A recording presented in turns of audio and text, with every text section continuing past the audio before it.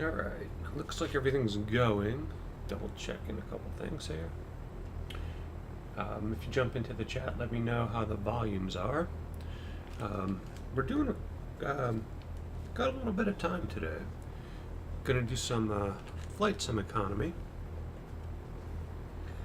Just a quick run. It's about a 30 miler to W09er. We are in the default Cessna, and we are situated at Papa Sierra Charlie in Washington State. Got everything mostly dialed in, I think. Let's see, you got the whiskey compass is kind of lining up. Pretty close. Beacon light, taxi light, nav light, strobe lights. We can do our squawk. 1200 squawking altitude.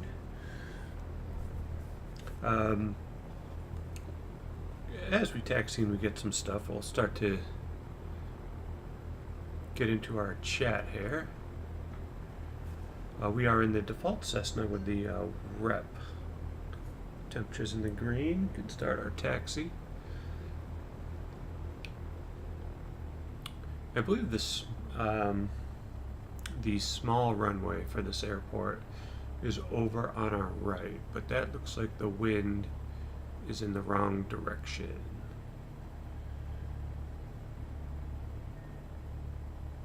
So it looks like we want to find a runway down this way somewhere.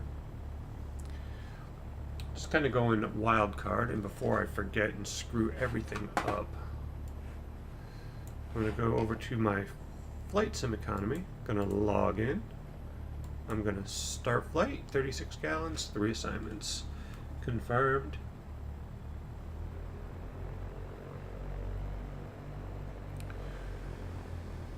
We have real weather dialed in.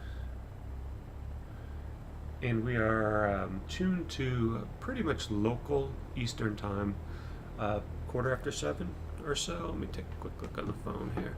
Oh, it's 7:23. All right, that's about right. Not too windy. Not doing any air traffic control on this run. Just going to make a little bit of money.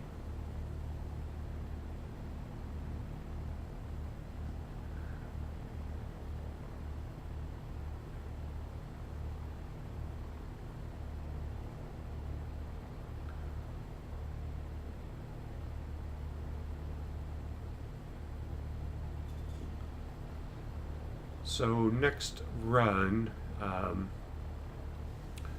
may activate pilot to ATC, but that will require a little bit of a detuning of the settings. Let me just check my settings.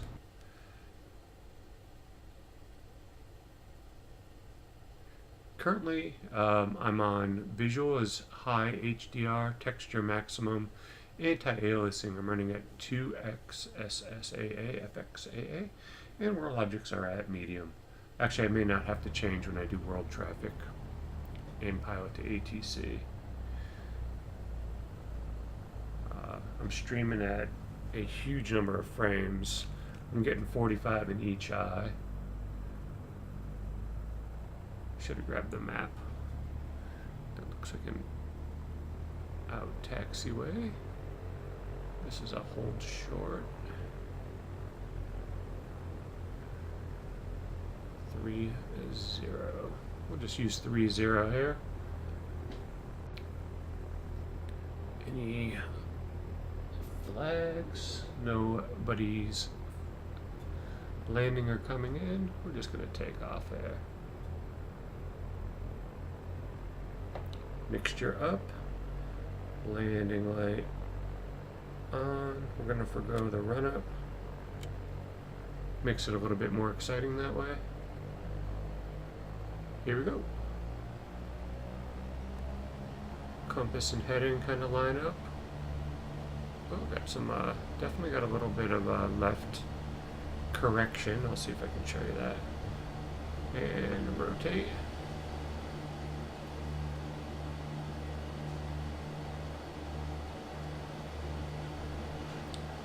Looks like when we get to the end, we're going to go for a right turnout.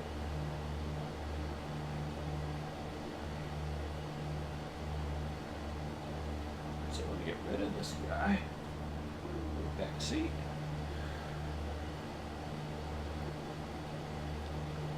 And we got about 23, 24 minutes en route. So we got a little bit of time to do a little chat. As you get into the channel, just give me a heads up on how the aircraft levels are. I was flying the Airfoil Labs 172 last online, and I had the headset plugged in, so the audio was pretty low. And let's see. This is looking pretty good out here. We're going to start our right turn.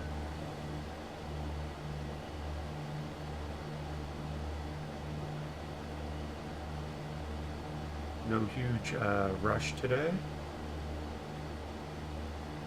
Holding that nose on that horizon. A little bit of keep that coordination going. Keep that ball in the middle here.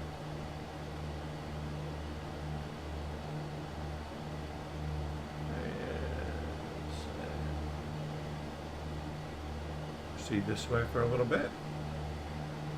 And then we'll get back on course.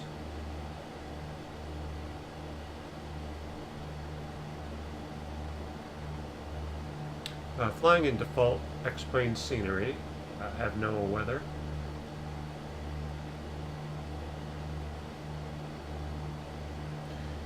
If you're in the channel, I don't typically get alerts to subs and follows type of thing, so I do appreciate it. And I'm not ignoring you, I just don't hear the alerts.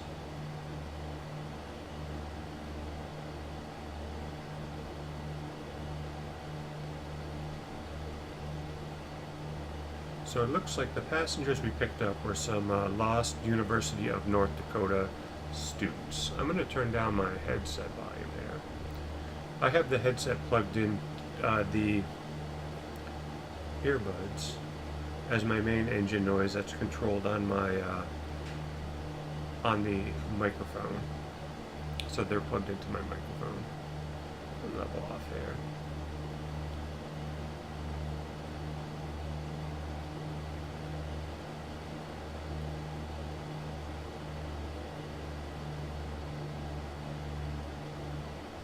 When I use Pilot to ATC or VATSIM, the sound comes through my bigger headset on the Oculus. I think I like the quality of that sound better.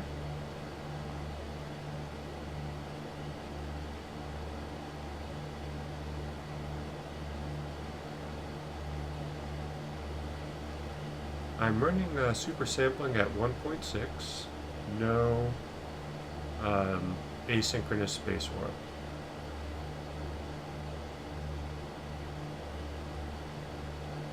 So we're going to turn on autopilot. We'll just go hit it in, we'll do altitude hold at 2,800. And to the nav mode.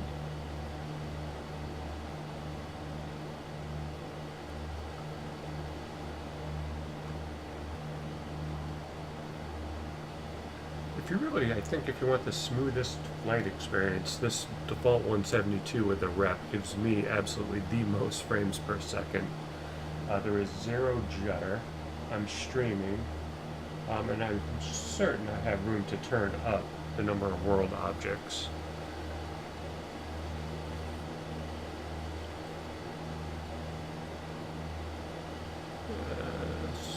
Starting to go a little fast.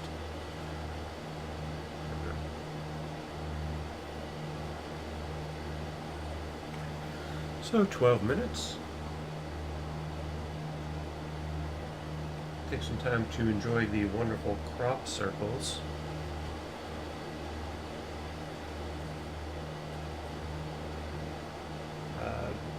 to me, this is one of the more difficult things I think X-Plane has to do for the. Well, I don't even know if X-Plane has to do it, but if you fly with ortho scenery, which I do mostly, you'll have realistic scenery. So I think that's probably the easiest way for Laminar to address it, is just to have the users do it themselves for their own area. Highly recommended if you don't have ortho scenery. It makes this repetition and kind of mundane patterns, fixes all that. Gives you real life maps of the Earth. I have Western Washington State in ortho. I have parts of Idaho, East Coast, northeast of the East Coast, Southern California, bits and pieces of Alaska, Grand Canyon, a couple spots in Europe that I have done in ortho.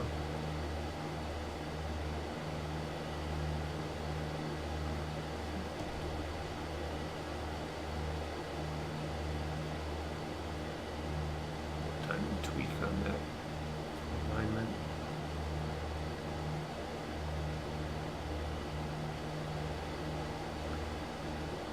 Cruise along at the nice 110 knots, nice comfortable Cessna pace.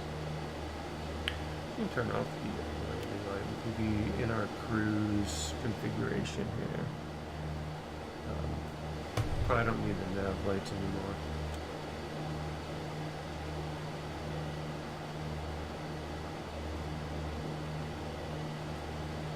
So nav lights are usually an hour before and after sunset.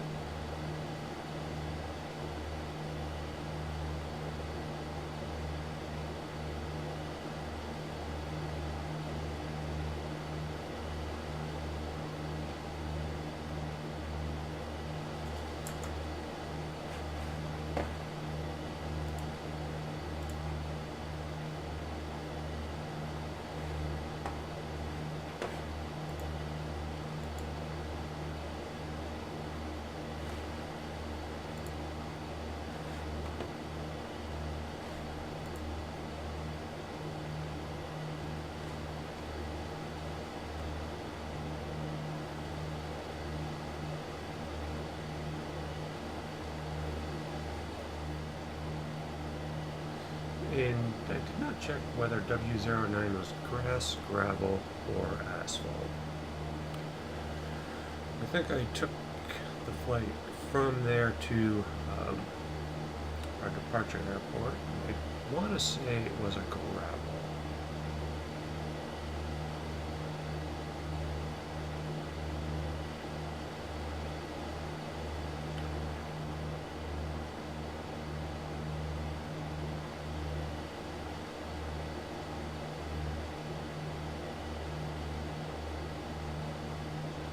Maybe we'll see how many passengers are waiting here. And if there's enough at a reasonable distance, maybe I'd love to pick up a dozen passengers and put them in the caravan.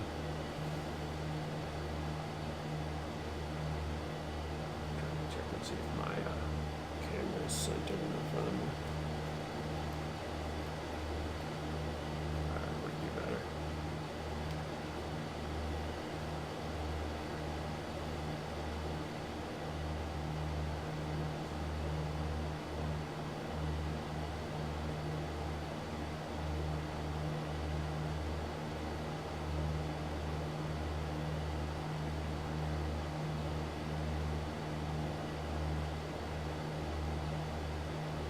Spin recovery, opposite rudder, forward elevator, and neutralized controls.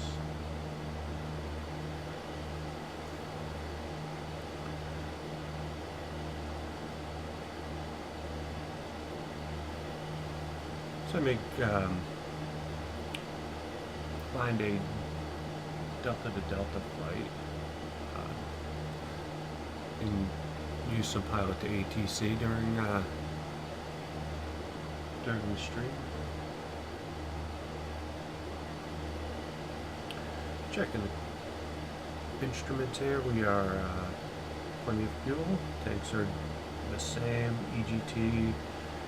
Fuel flow is good. Temperature is green. Oil pressure is green. Back is green. Amps are at center. All circuit breakers are in. And I'm thinking this one can do anything.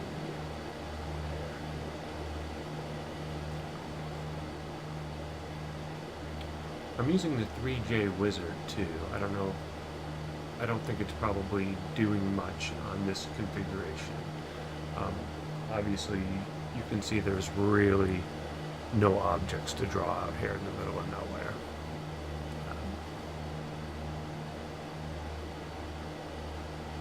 Alright, it's drawing some objects over there. Looks like we get some power lines coming in. But yeah, the computer's really not working. One of my recent changes that I've done is I'm moving X-Plane, my main X-Plane folder to an external USB 3.1 M.2 drive with the Newegg button M.2 card in an enclosure, just to see if it would run. I'd be able to run X-Plane off of it, so I moved my whole folder over to X-Plane, or move an X-Plane folder over to the M.2 card. Flying beautifully. I found zero difference in frames per second, no change, no noticeable change in load time. So my next plan in maybe a week, I'm going to finally, I'll delete my X-Plane off my main hard drive, and that will free up 100 gigs of space. The M.2 card I bought was a 250 gig, and so now I have a little bit more room to put X-Plane files on. Like if I want to try to do repaints rather than cluttering up my main hard drive, or my secondary or my storage drive, which is full with ortho. I'll have plenty of room for painted liveries, and a little bit of experimental stuff on that M.2 card. So that's a pretty, it's been working out really well. I think it's pretty awesome. So where is this? Down in the valley there in front of us. So it'll be interesting. We're getting some terrain change. Definitely getting more hilly.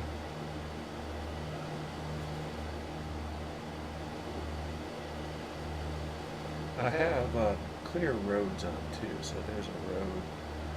I'm on the fence. Like out here, I don't like them because there's not really a defined roadway. You know, the open scenery map does not line up as well with the default scenery.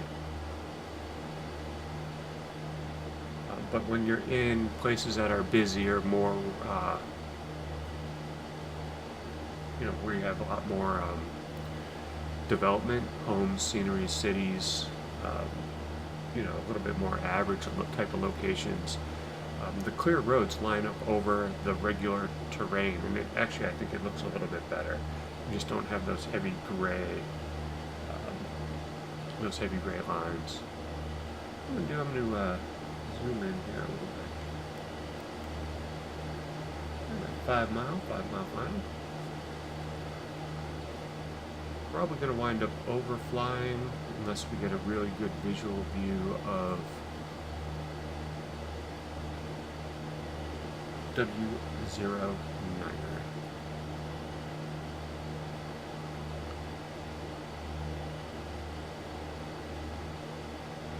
I don't see anything right there over those power lines, so we'll figure it out as we go. There's a little bit of AI traffic at 12 o'clock.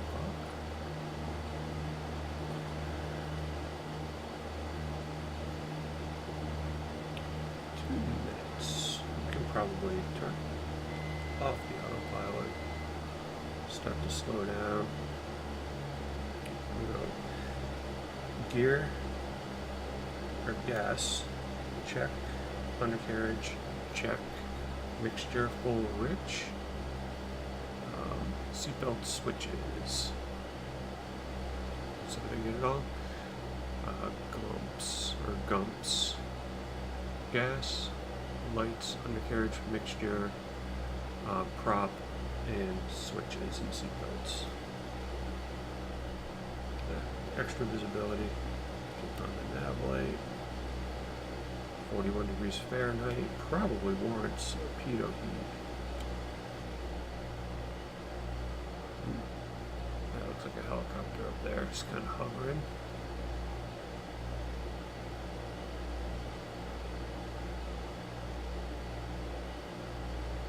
Still not really. There's the airstrip. Alright.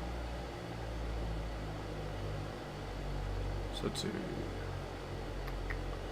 follow the river, we'll be on a right downwind. Let's do that.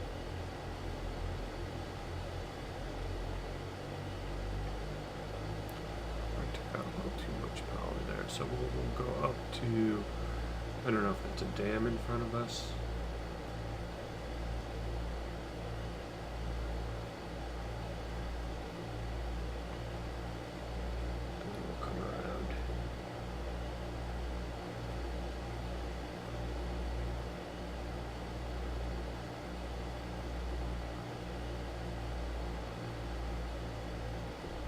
Start to slow down, we'll retrim. That goes up a little bit.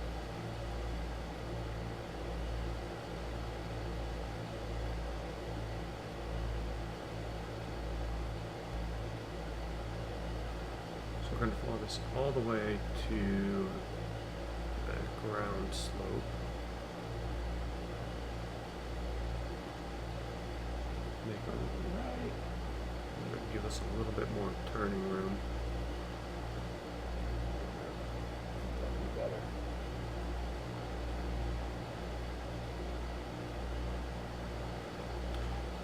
better. And if you've tuned into the channel before, you know it's everybody's favorite time is to tune in to the last 5 minutes, just like NASCAR. See if I give it a wreck, or if I have a nice, acceptable, smooth landing.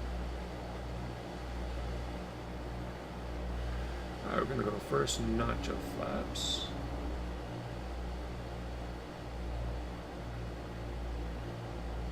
There's the helipad. That's kind of neat.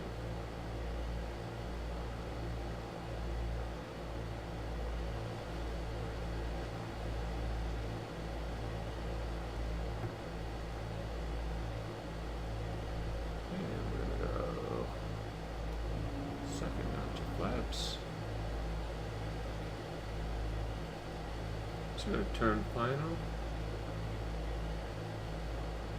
Where's that traffic? I don't see him. Turn final. Looking for the, there's the traffic. Okay, he's well above us. A little bit wide on that turn. I'm going to say, I just called that a little bit wide on that turn. That was a lot wide. I don't know if there was wind.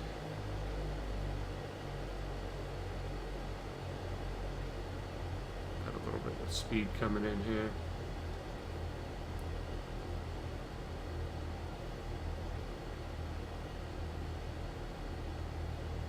A tiny bit of wind from the right.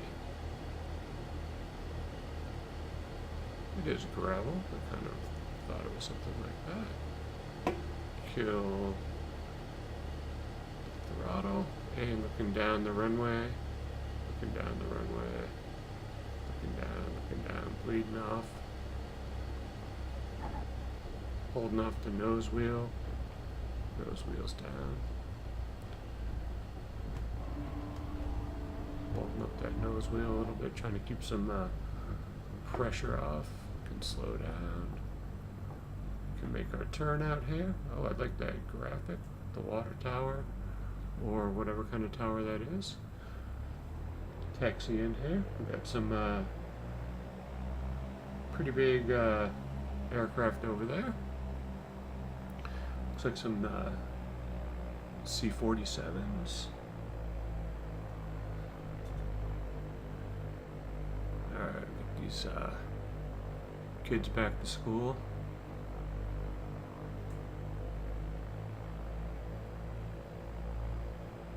This is a really, I think, pretty well done airport. Here we are at Lower Monumental State.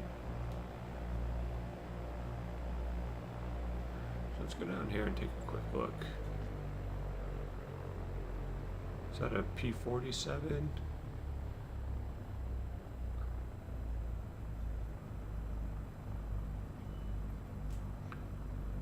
Yeah, it looks like a P-47. Is that a Hurricane or Spitfire? Nice.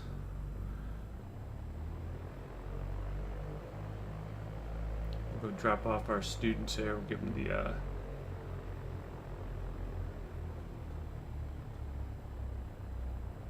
drop them off by the front gate here.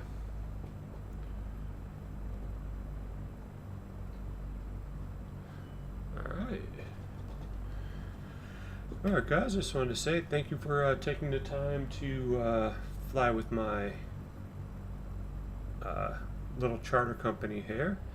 We know you have choices in your Flight Sim Economy picks, and we do appreciate you coming over to, I think I'm flying this for Landing Badly Aviation.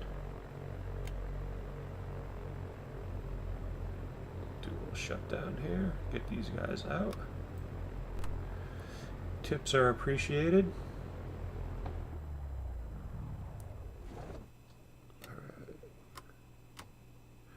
Out of the hood, turn off our Flight Sim Economy,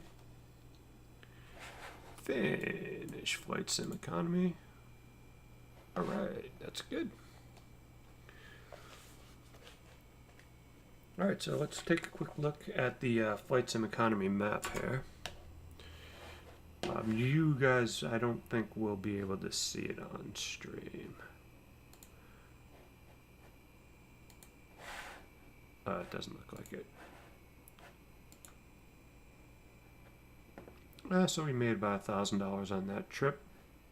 3 passengers. Let's go with the log.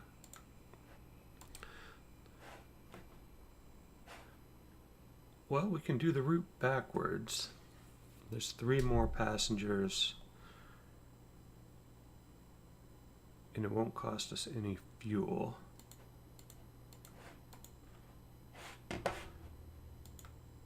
We'll do that. So we're going to go to Sierra Charlie Papa.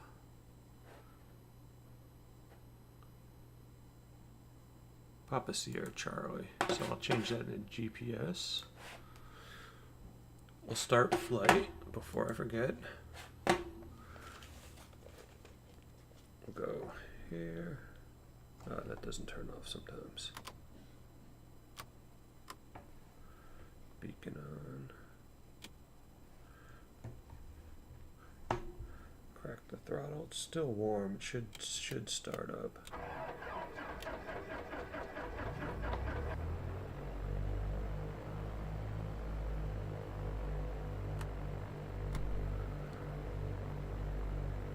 Go direct.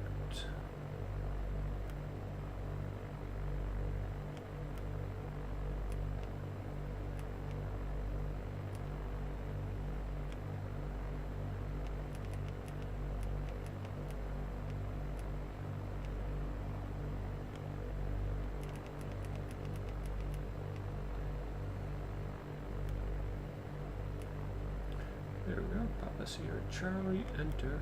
Enter. Flight has, better double check that. It's nothing worse than starting Flight Sim Economy. and not having it started. Alright, landing Badly Airlines. Here we go. Hello everybody, welcome aboard.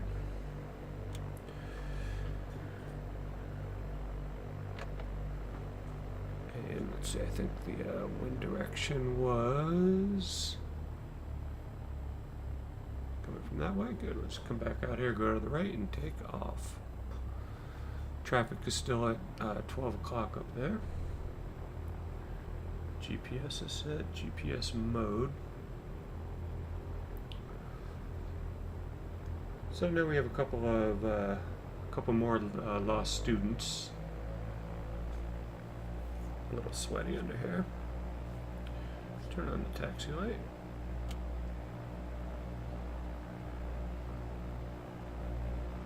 Brakes are working. A little bumpity bump on the gravel here.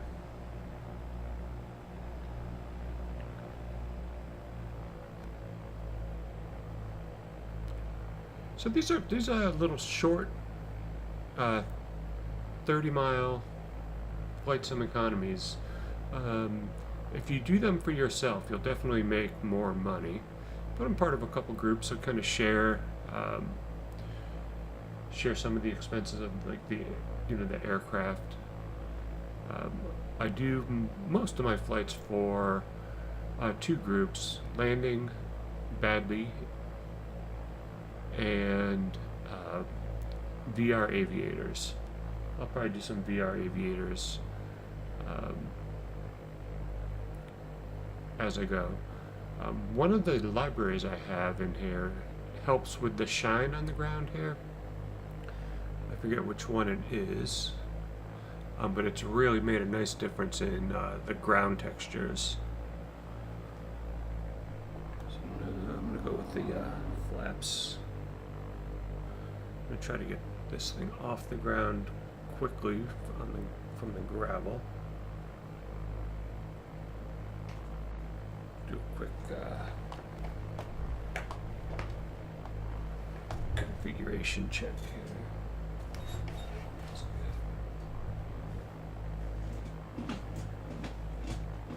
Rudder check complete. Alright. Do a quick run up. See how this operates. Little drop, that's good. 2 clicks.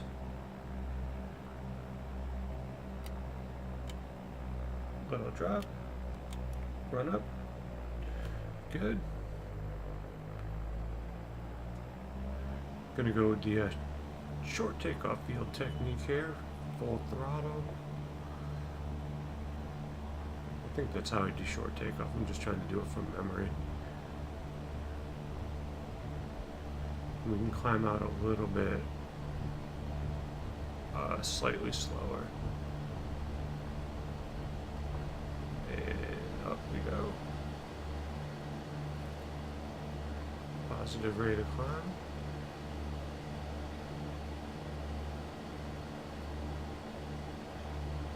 Got the choo-choo train going down there.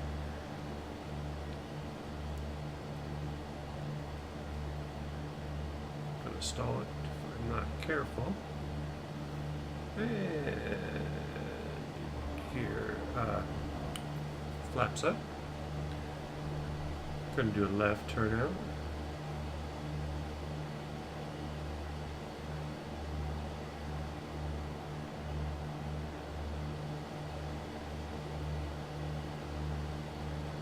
Should read the gravel takeoff procedure. So we'll stay on the left. Downwind now.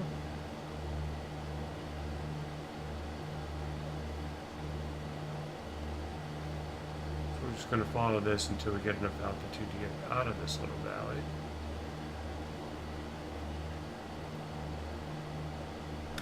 Probably bring it up to about 3,000 feet and then connect with the autopilot.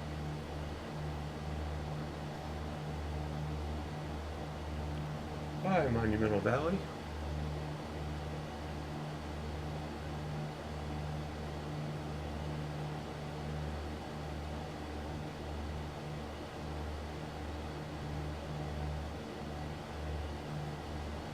Turn my landing light on. That's alright. Taxi light off. Climb now right around 70.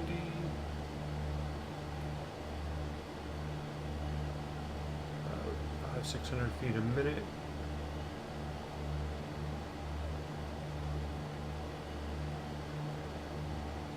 The weather's getting even nicer as we've flown over here. We're getting fewer and fewer clouds.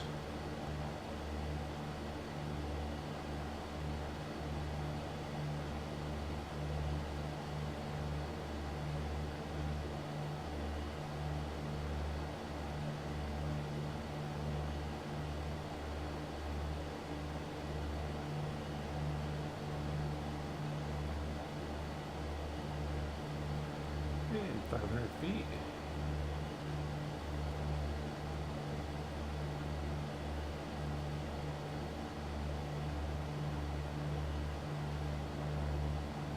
Not too many commuters out in this part of the country here. A couple of tractors maybe. Could be that partially you have the objects turned down really low, but there's it's obviously pretty rural. And coming up, we're going to go autopilot on. I don't want nav on, I want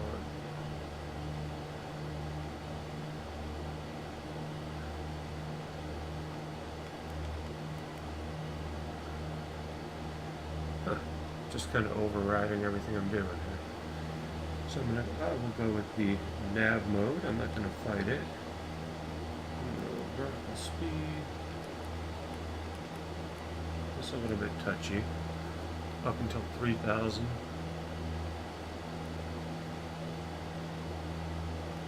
And coming up. 10, 9, 8, 7, 6, 5, 4, 3. 3,000. Alright, as the aircraft levels itself off, I'm going to pull out some RPM and check our gauges. Fuel, good. EGT, good. Fuel flow, fine. Temperatures in the green, oil pressure in the green, back in the green. Amps are charging. No circuit breakers are popped, nothing out of the ordinary.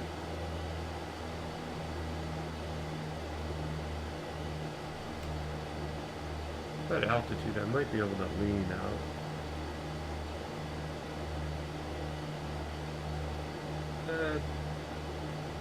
Just a tiny bit, save a little bit of fuel. Not that it really matters in this aircraft.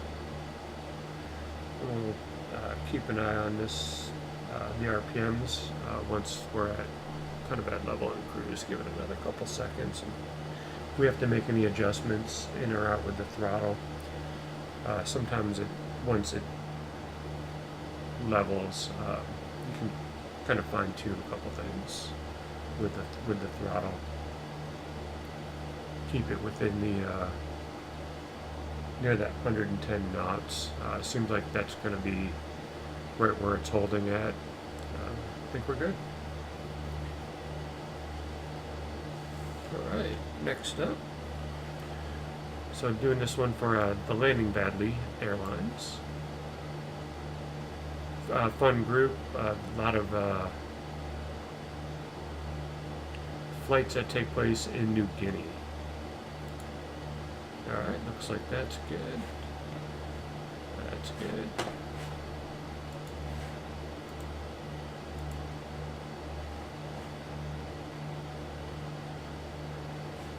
And where is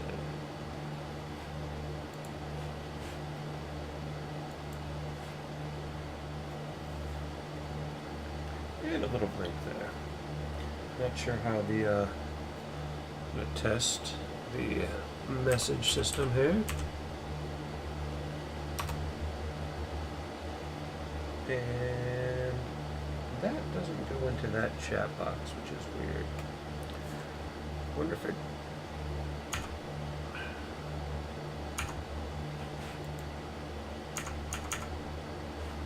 is that message? Hang on. There we go.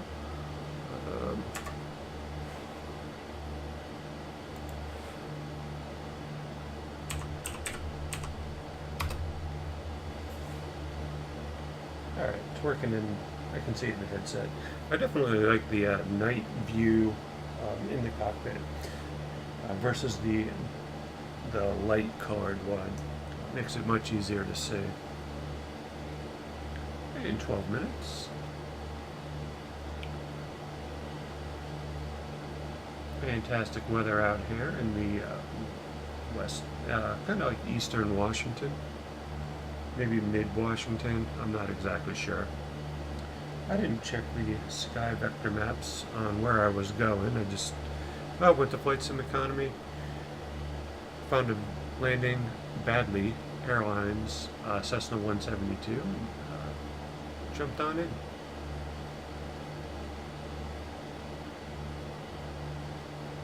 If anybody has any questions about VR, my system configuration, I do utilize Pilot to ATC, and I do use World Traffic 3, which we'll probably do on one of the next legs of flight. I fly exclusively general aviation aircraft, mostly single engine. I do a little bit of flight in the Baron.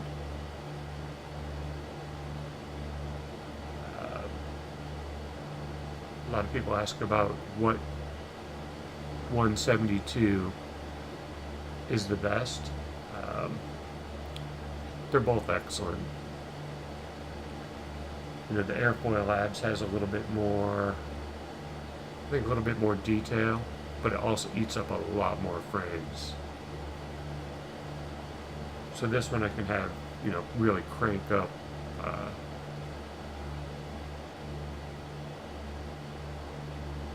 the rendering settings, where on the Airfoil Labs I tend to want to run them a little bit on the lower side. And I don't see any traffic around us. Don't really expect any. So here the speed's falling off a little bit, so I'm going to give it a little bit more RPM.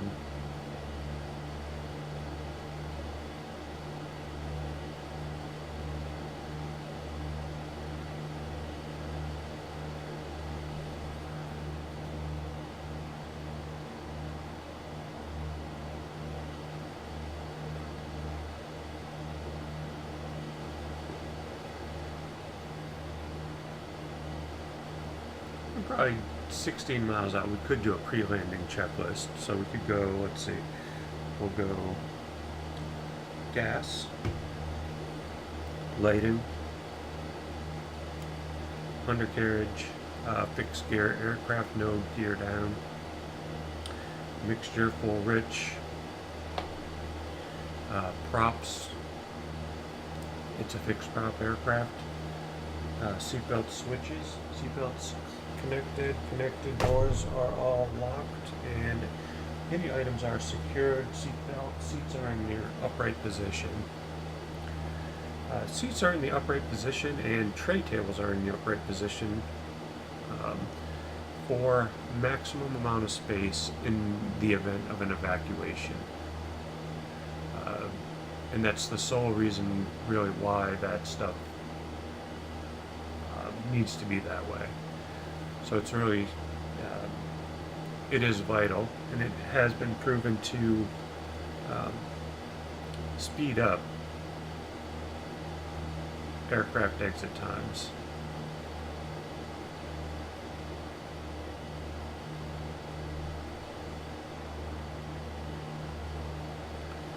$40, huh? A little bit of clouds. I'm going to turn the pitot heat on. But a couple of my other aircraft, I've been getting the carb heat warning. I've got to remember to take that into account. You kind of get used to flying, you know, fuel injected or a non-carb heated aircraft. You start getting caught.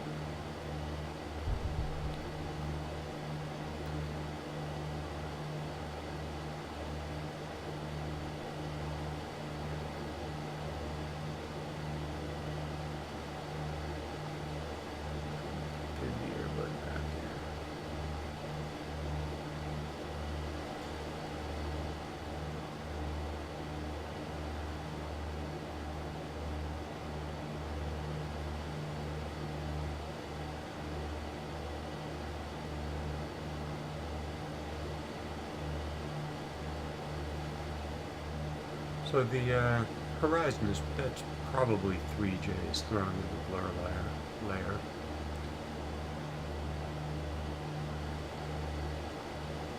And on this aircraft with this configuration out in the middle of nowhere, I could probably turn that off and have excellent frame rates, steady, drawing things out a little bit further.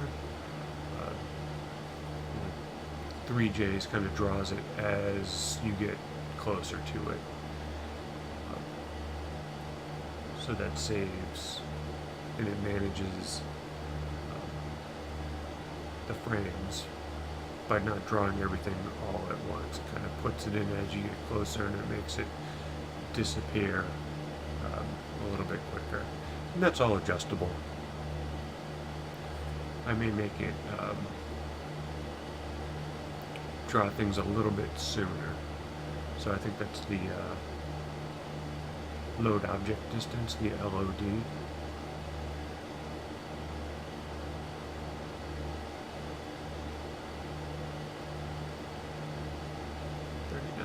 Fahrenheit. Ugh, it's like winter's coming.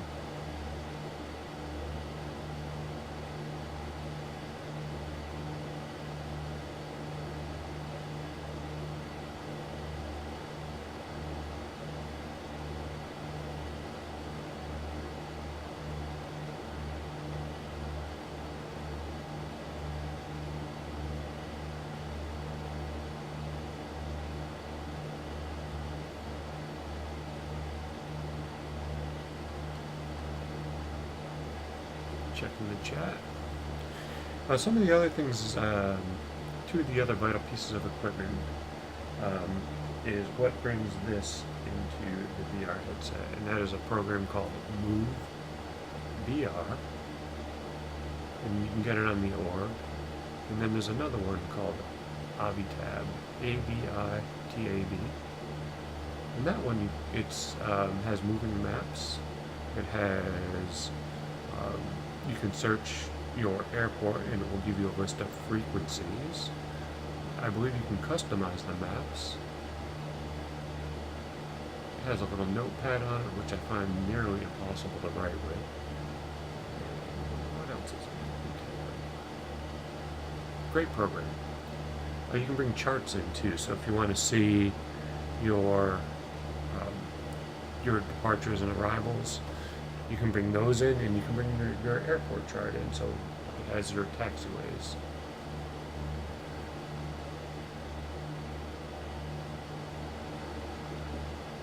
Six miles, that's probably us.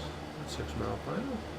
Review, landing lights on, gas is good, undercarriage doesn't need to be addressed. Seatbelt switches, autopilot.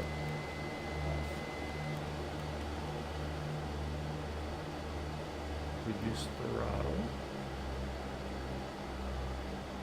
Gonna line ourselves up there. That looks like we got a nice straight in approach. I'm gonna throw in some more noise. I'm trying not to talk too loud. I know sometimes with headsets, it's easy to kind of talk too loud. So let me know if the audio is horrific, if it's okay.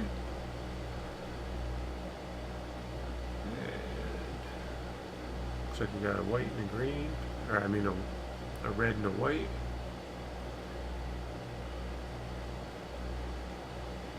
And we're going to go first notch of flaps, white over red, so I think we're pretty good on the glide slope there.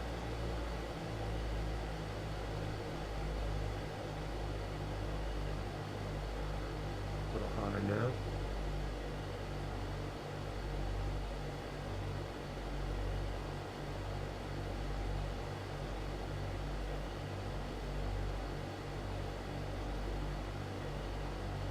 I forgot to check at the last landing to see how the landing was. It felt pretty good.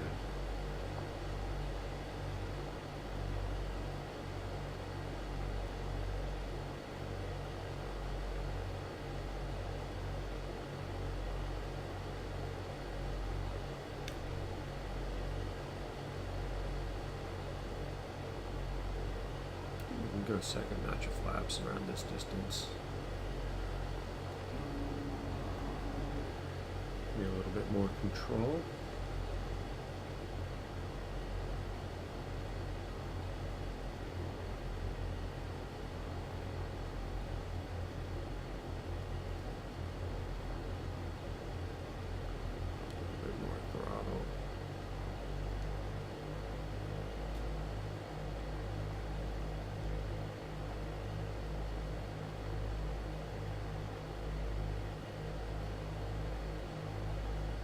Like we're weather vaning a little bit to the left.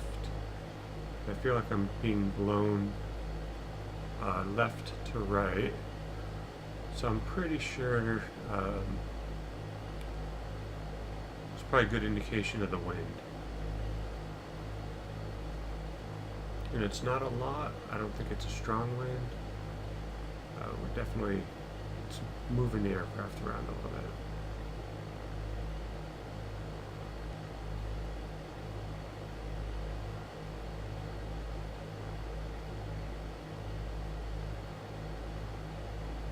Coming on 20 right, it looks like.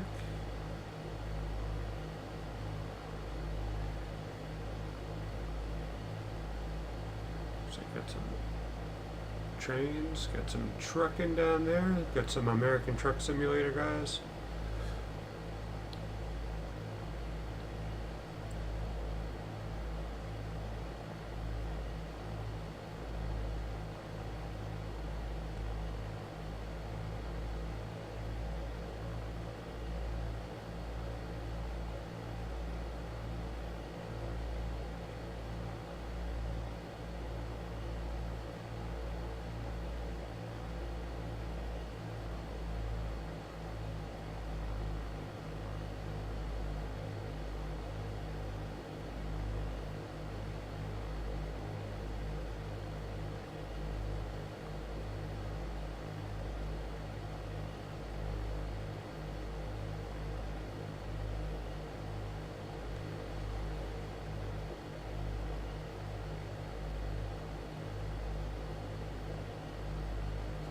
Yeah, it looks like the flag is going a little bit from, looks like the wind is coming a little bit from the left. And that's something that I think, that's a VR feel. We go a little right rudder. Runway 21. Looking down the runway, looking down the runway. Low, got that left wing lowered a little bit.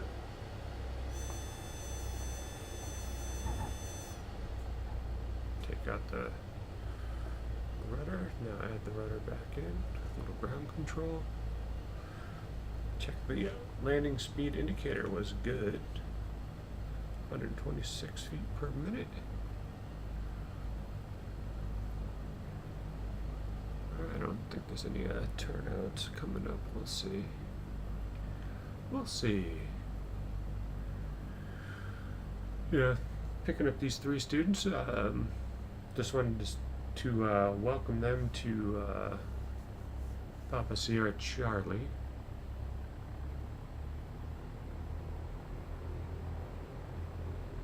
We know you guys have, we know you don't have any choices when you're flying flights in economy, so thank you for flying Landing Badly Aviation.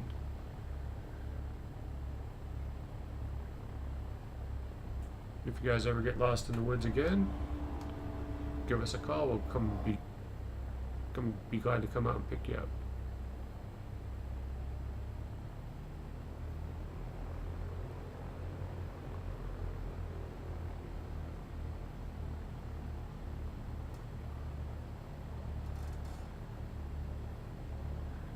Cleared the cross. 3 right.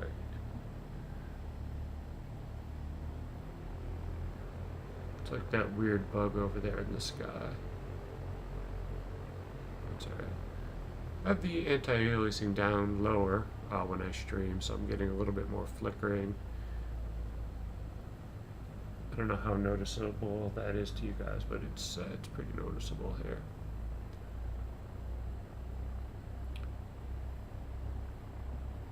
Alright, they normally drop you guys off over here by the exit. Alright, we can do that. pretending I'm talking to my passengers. Just crossed into the into the movement zone here.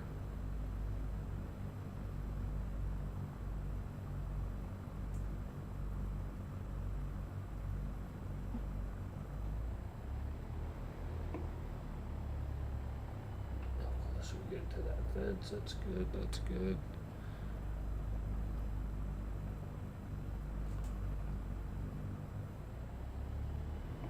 That's a little, just a little bit too quick of a turn to be able to do it without having to get the tow bar out and pushing back a little bit. Alright, sure that's good, that's charged. Turning off the radio stack, turn off the strobes, the nav, the landing light. Idle, we'll go cut off. Brake, beacon, alt, bat, and take the keys with us.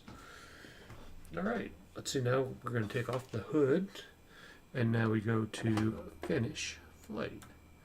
So that'll probably net us about another $1,000. We can check that. In the Flight Sim Economy Banking, FSE, banking,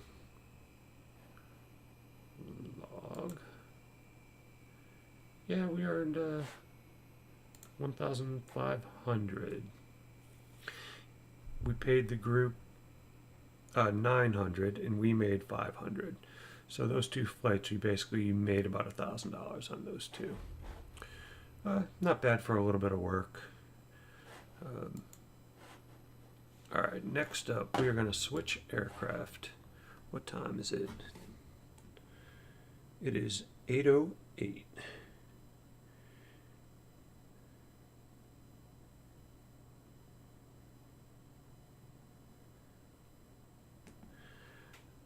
Alright, no emergencies on the phone. Next up, let's go to SkyVector for a second. Go to the internet. I'm going to look up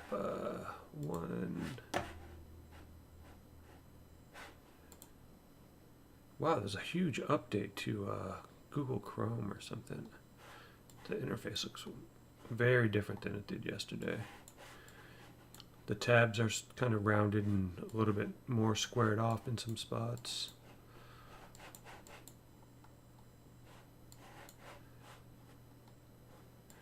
Probably not going to do any hurricane flying today.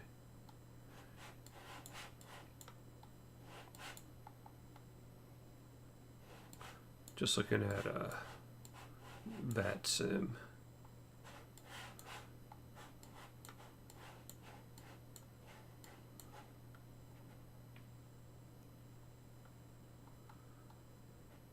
Which is actually hilarious because Tri-City is one of the only places that has air traffic control on in the country, in the United States. Alright.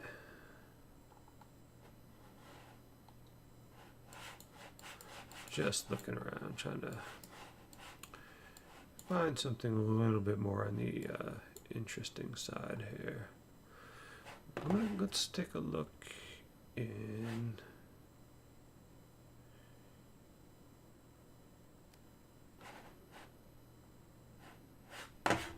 so let's go.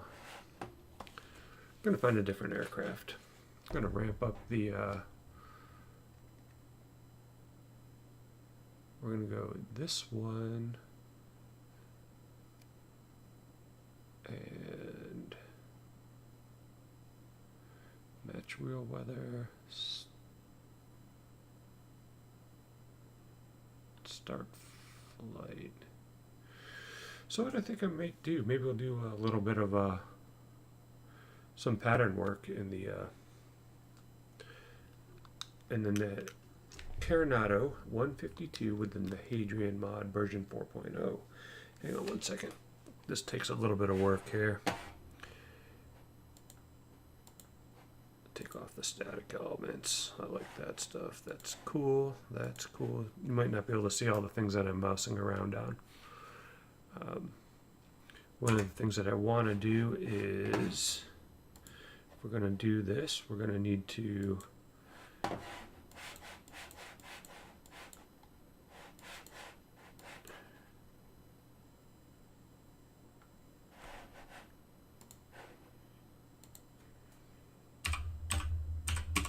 I'm going to need my airport, Tri-City airport diagram, PDF, download, KP,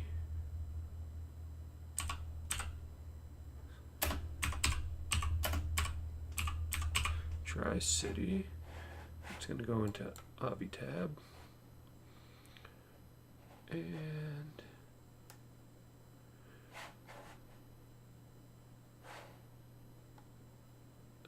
trying to memorize it a little bit first. I think we start over here in general aviation.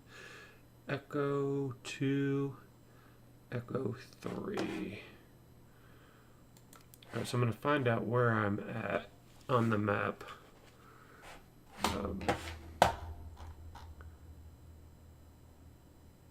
It's Echo 2. Whoa, that's a huge zoom in. Whoa, getting dizzy.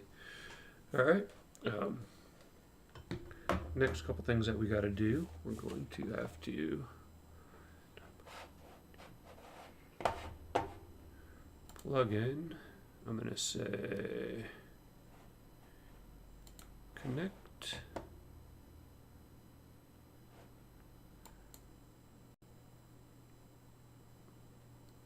Connect. Then I'm going to see who's online. We're going to listen in.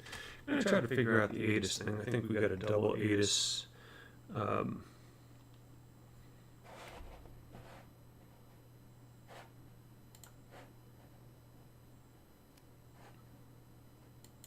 going to change the configuration to VATSIM on the NOAA plugin.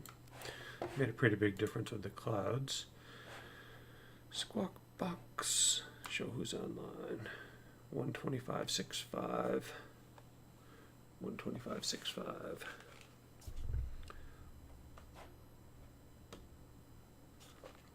Probably just do some pattern work here.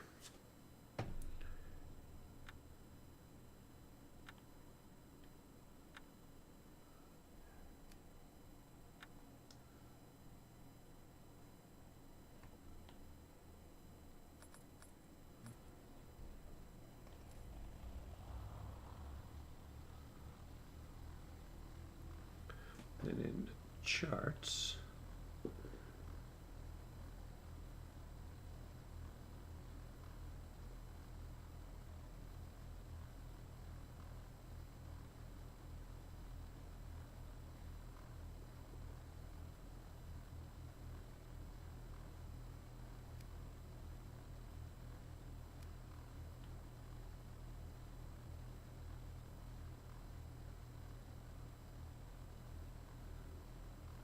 didn't fill in here. Let's see if it does it now. Sometimes it's one of those restart things.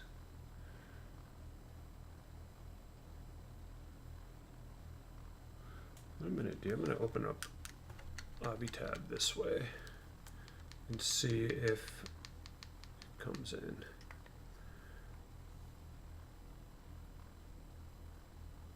Charts.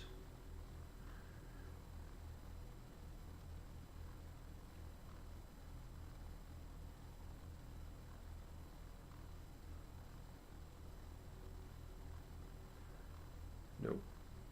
This might require a restart.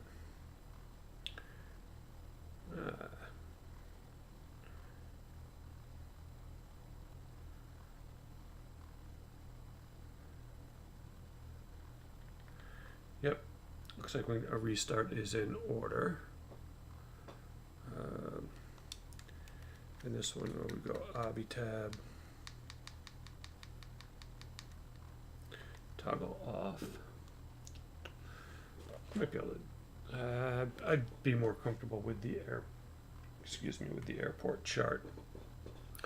So that would require us to do a restart. So I don't have my chat open back up in my headset. So if you're chatting, just trying to get the aircraft situated, what's going to be the best?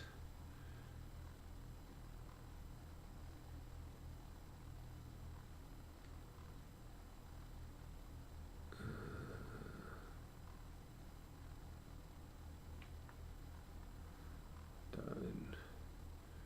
Main. Resume. Trying to think of the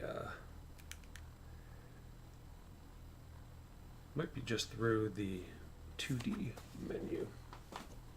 Whoa, almost lost that.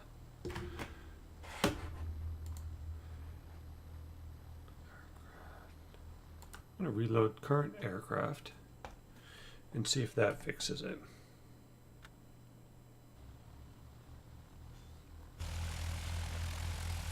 Alright.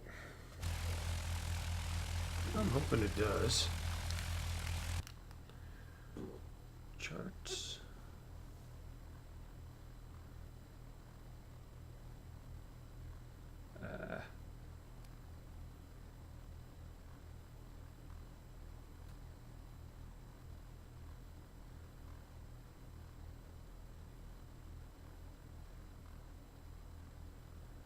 I'm going to try that again. I'm going to see if I can save this. Hang on one second. I think I know what the issue is.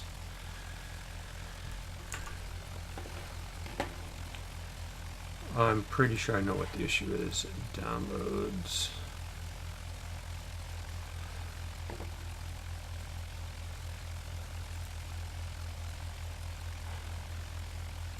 What it did, it put it in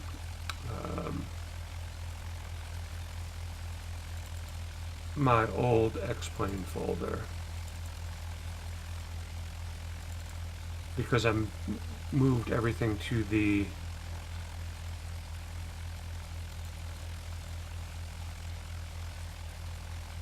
where did it go? Hobby tab, charts. Maybe it didn't download it. I'm gonna download that thing again. Download.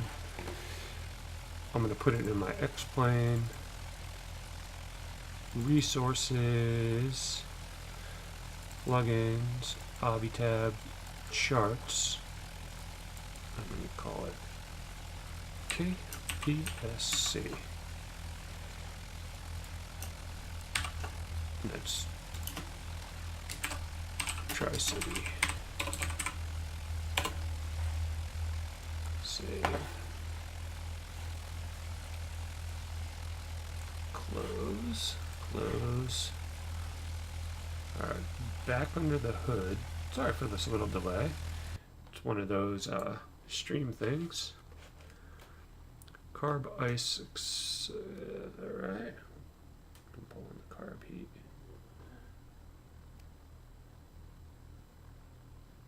Charts.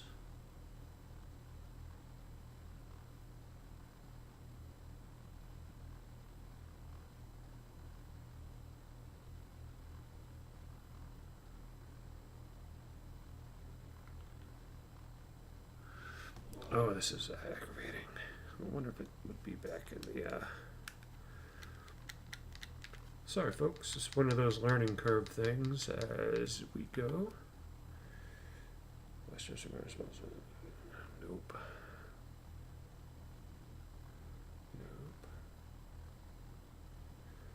Go up one level.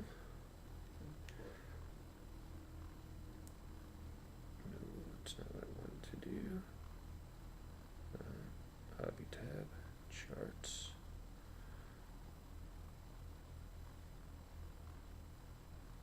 There it is. All right.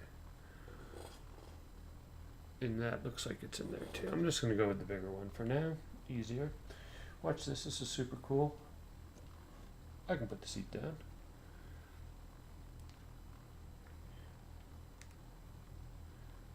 Make sure I'm on line 126.5.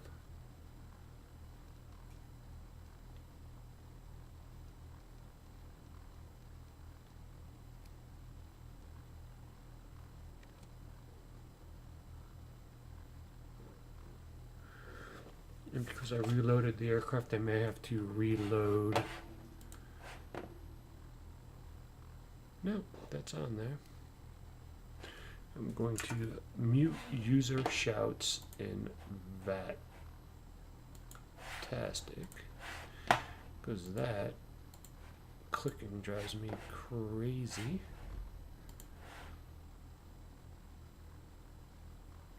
$125. That's why.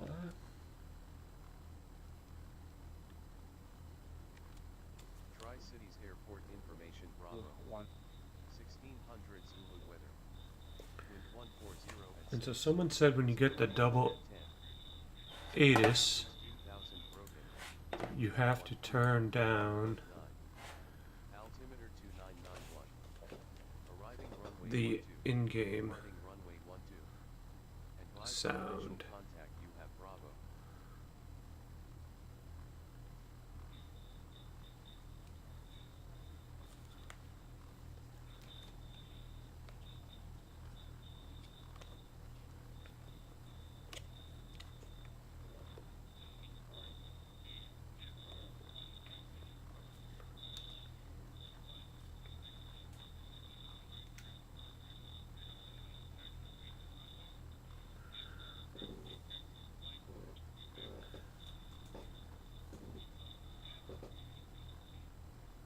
So we got information alpha.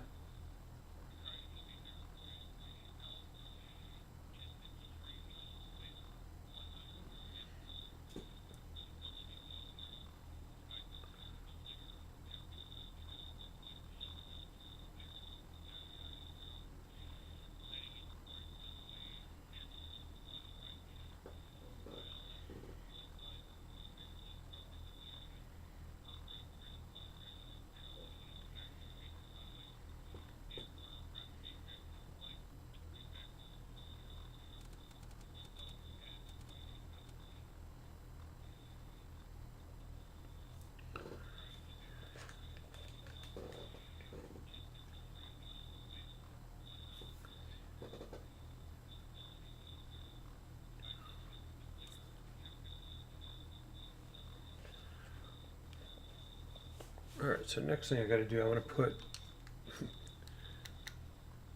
gotta fix this. Sorry guys. And there we go.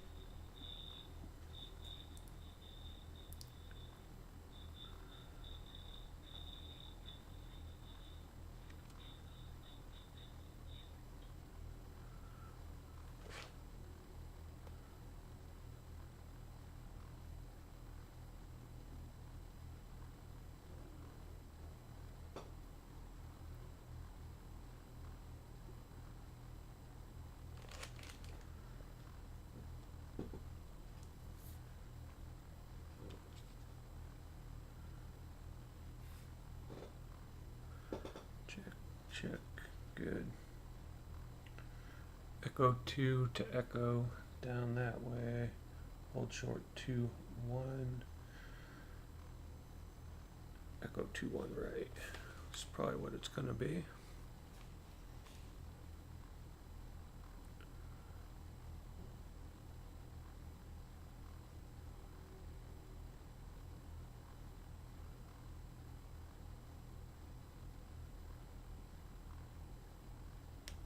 Tri-City ground, November 212 Bravo ready to taxi to remain in pattern.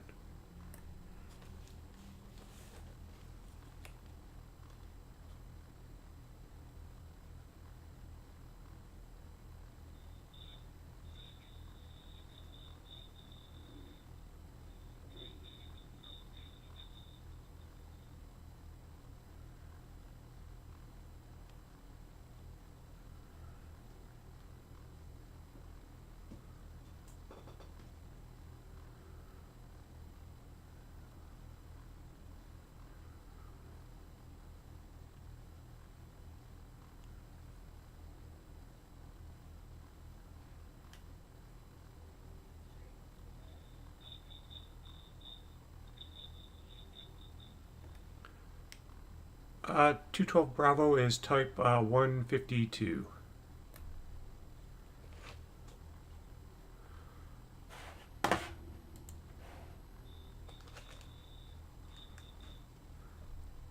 Two one Bravo to remain in pattern.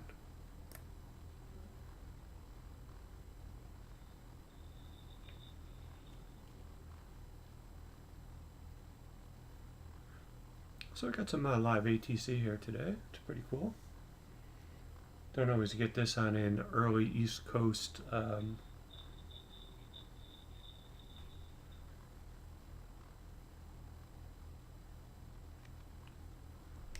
Squawking 1200 for 212 Bravo.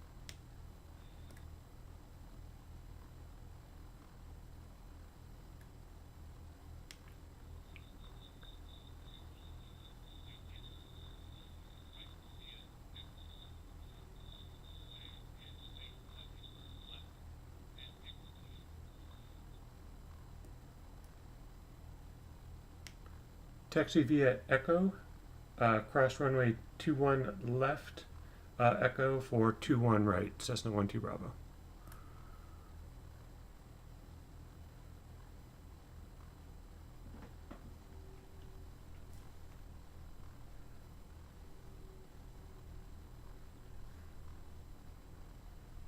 This is the Carenado 152 with the Nahadrian mod.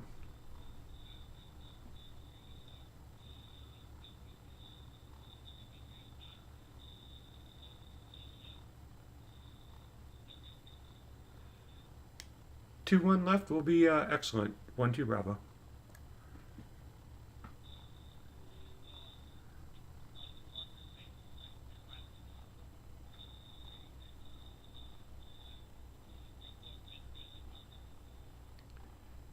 We'll make right traffic and report midfield for 12 Bravo.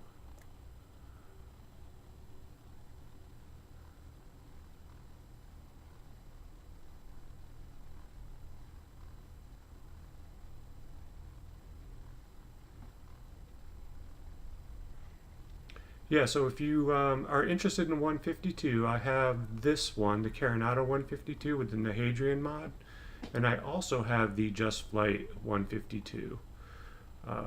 So far, hands down, I believe this is the better 152. Its versatility.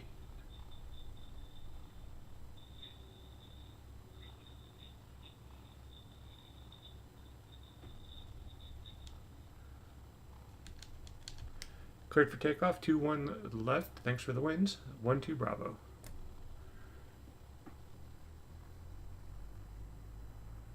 Making right traffic, which is generally the trickier one, and this is a short runway that I have never used before. Just going to double check the compass. Good. All right, here we go. Cranking this up. I need to be at the 4.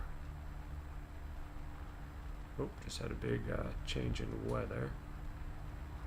Got a lot of right rudder coming in here. Yikes.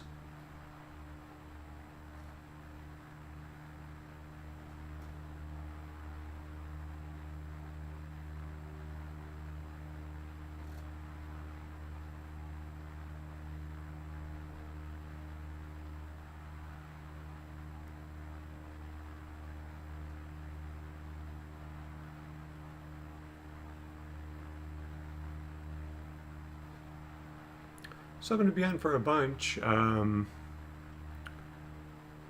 Got some, definitely have some stream time today. So I can switch over to the Just Flight. Probably like after I do a couple, 2-3 circuits of this. Then maybe we'll switch locations. Got to remember to report midfield.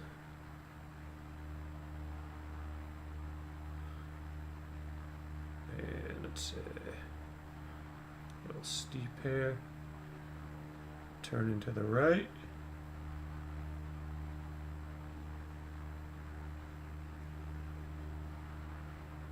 A little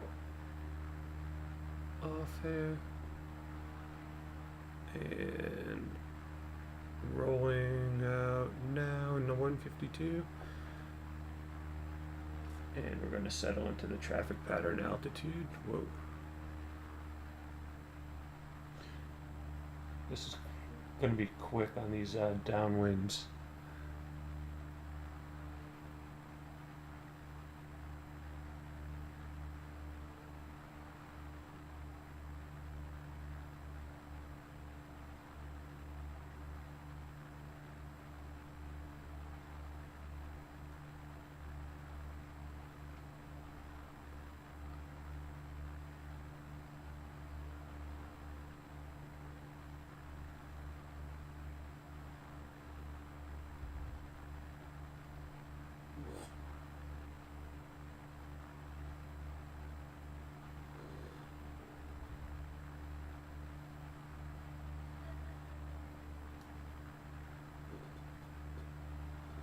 One, 2 Bravo, midfield for 2-1 left.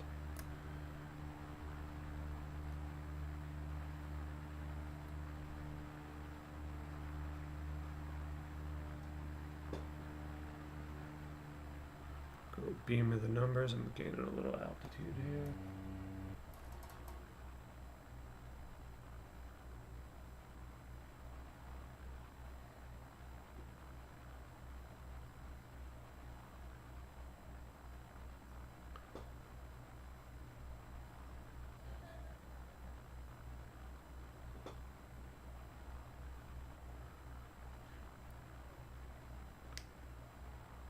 One, 2 Bravo reporting past midfield.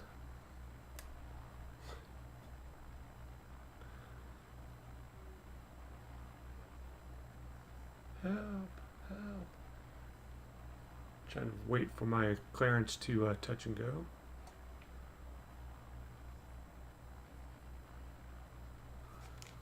I'm in VR.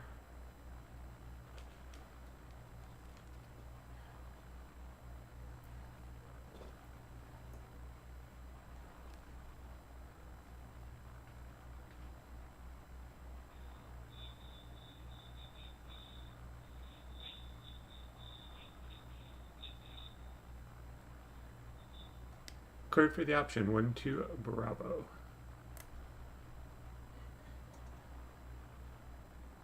And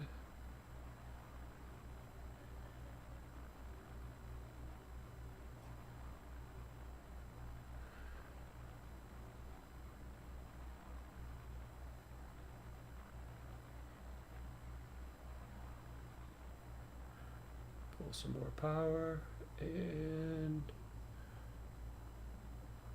2-1 left.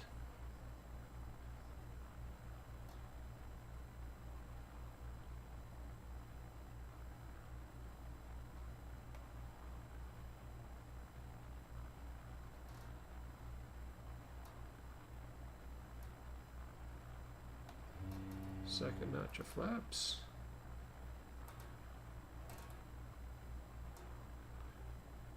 Drawing the weather. Coming in just under 70 knots. Start to pull out a little bit more power.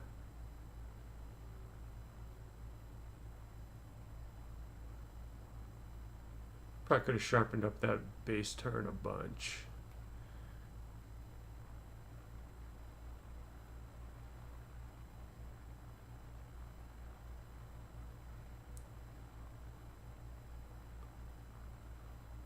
Definitely got some of that wind coming in. A little weather vaning.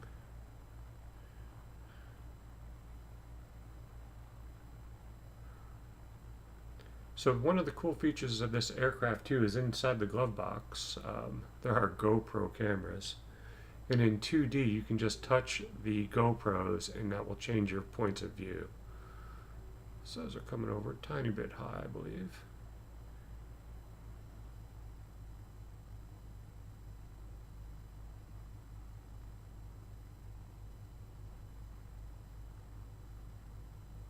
Split that runway. Nice, nice. Pull the power. Look down, look down, look down. Little right, little right. There we go. Not bad. Right rudder, right rudder. Flaps. Alright, getting control of the aircraft. I'm going to put in a little left deflection.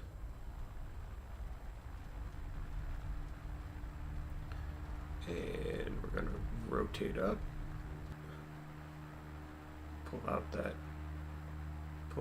right rudder kick. This is a pretty good wind for this little aircraft.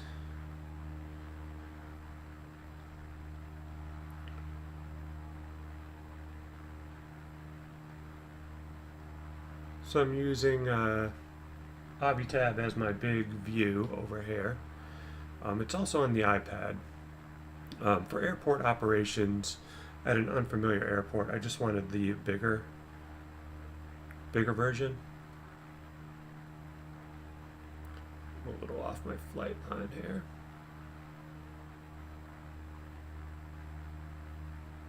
There we go. It's a little bit better. Trying to follow this runway heading, making right traffic.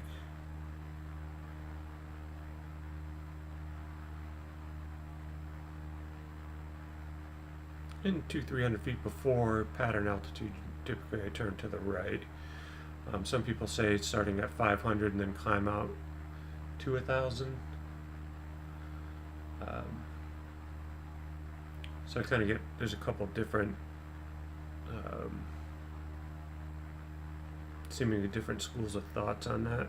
Trying to keep this coordinated. You got a bunch of right rudder in. 10 degrees before my turn, reduce. I'm keeping the carb heat in. Landing lights are on.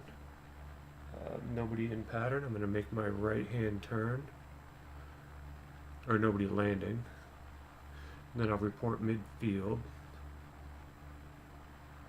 A little bit keep coordinated, and roll out. Good, that was a good turn. Now I just got to get my base to final. That's a little bit tricky. I don't really have a great reference point. It looks like that dark green just over the nose might be a pretty good one.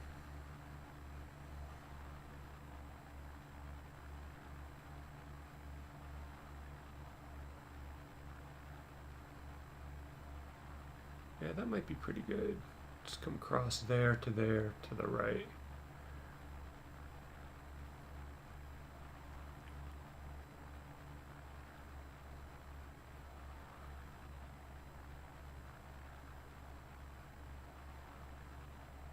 1-2 Bravo reporting midfield.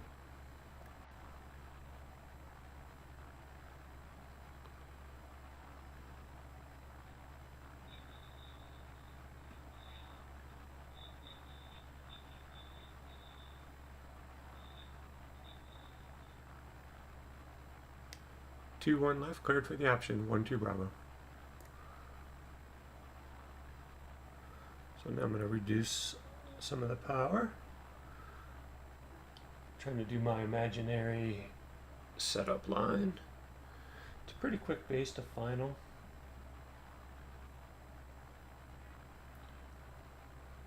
Probably just turn around that piece of dirt right there, that dark one in between that green and the brown. First notch flaps. Correct that balloon just a little bit. And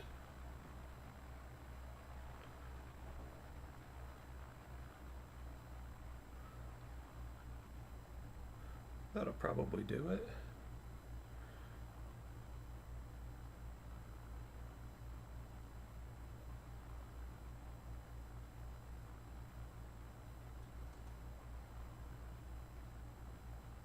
This is a great aircraft for pattern work.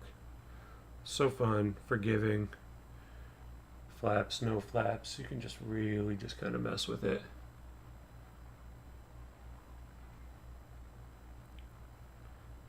"500 feet a minute, nice.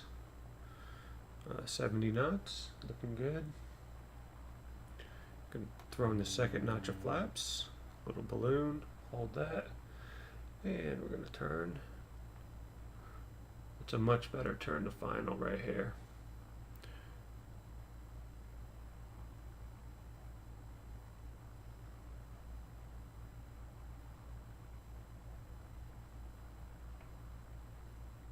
Still about 70. Losing a little bit faster than maybe I need to. There we go, about 500.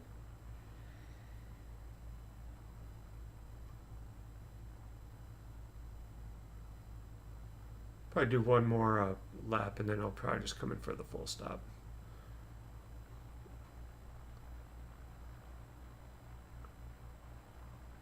Let's get that nose pointed pretty good to the left. It's a 6-knot wind, but it feels, well, this is a 152, so it's a pretty light aircraft.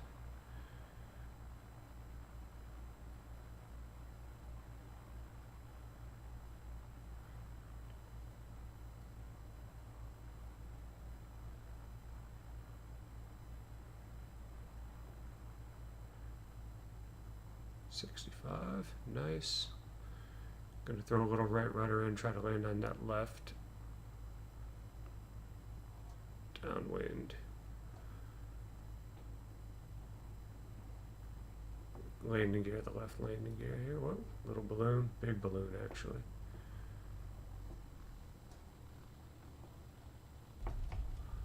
Not bad. Get myself centered up. Gear, or flaps up. Right rudder. Keep myself on the centered. I need some more correction. There we go. Stable and rotate.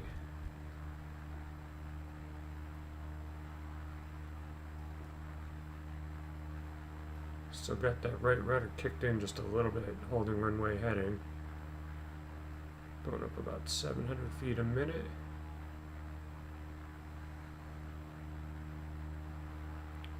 This is a great aircraft. Got plenty of fuel still for this.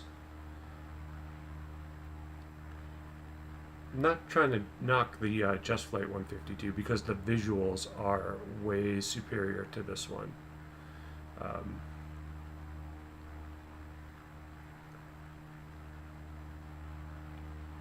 But this one has the full avionics suite, has all the GPSs, Mode C transponders, 530 and 430 GPS, GoPro setup. Version 4.1 is going to have fully working engine parts. It's going to be really neat to see.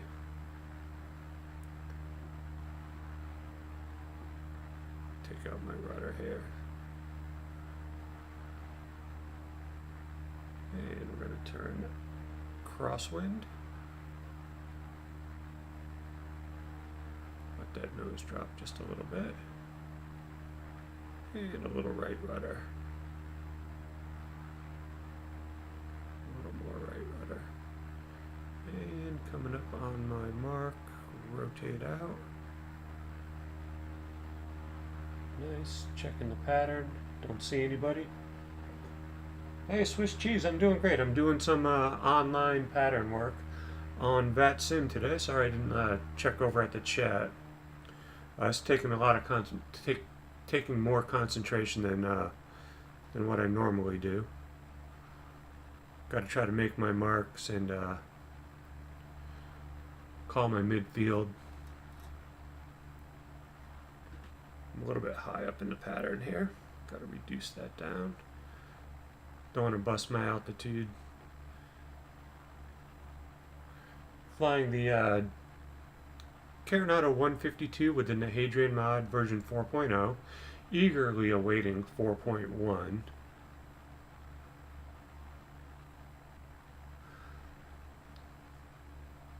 So how are you liking your VR?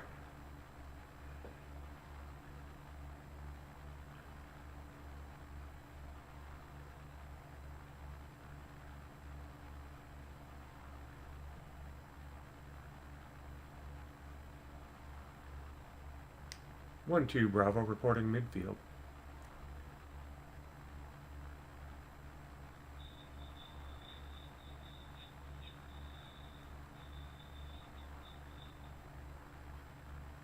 Cleared for the option 2-1 left. 1-2 Bravo.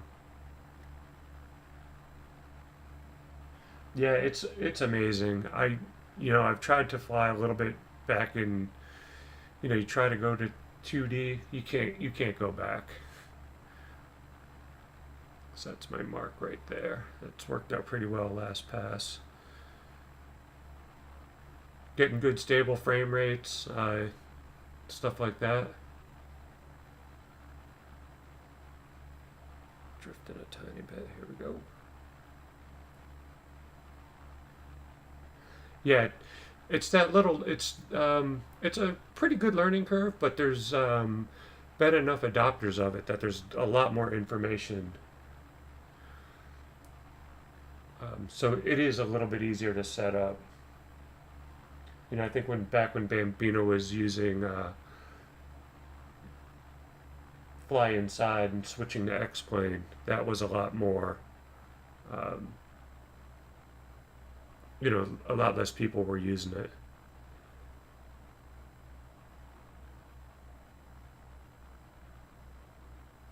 Yeah, I couldn't imagine really flying without it. And there's my runway. Drop this thing in there. Yeah, exactly, and that's what a lot of people don't realize. If you use ortho scenery, you don't need as many objects because it's kind of drawing in the baked-in buildings, and as you get to, 2,000, 2,500 feet, they start to look 3D. They start to look really nice. So you can start to run some of the rendering stuff down a little bit lower.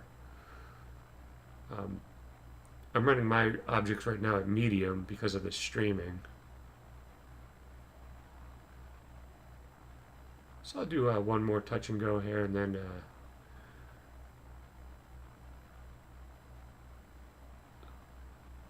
switch out.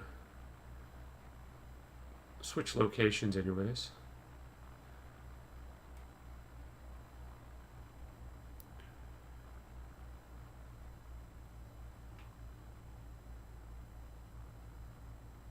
Little right rudder, keeping that on here. Going no flaps. Crazy chatting on the chatting, no flaps. All right. Not too big of a balloon. Oh, not bad. Ooh, came in hot. Right rudder, right rudder, right rudder. That's funny, we can just actually just lift right off. We had enough air, enough ground speed. We're over for that 50, 55 knots.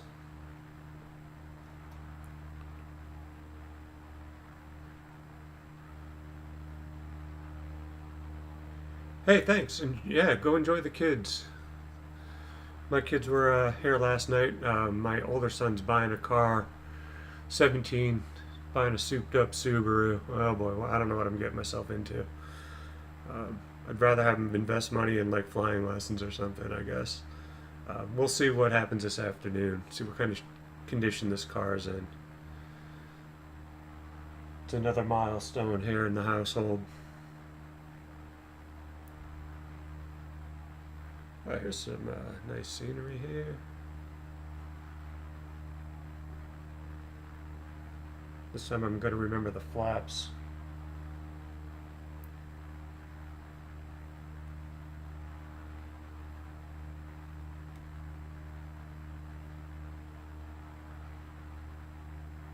Alright, turning right.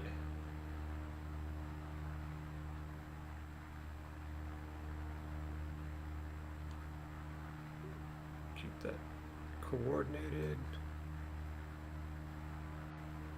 And roll out. And check in. Nobody on short final. Little power reduction. Little right rudder. Keep the nose up a tiny bit. And roll it out.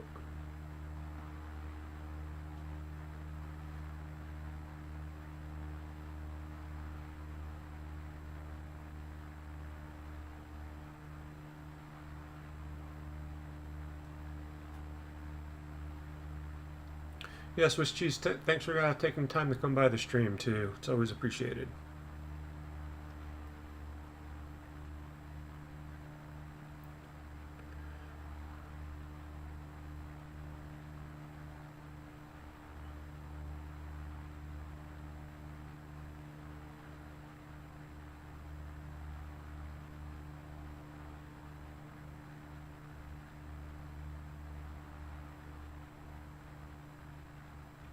One, two, Bravo reporting midfield.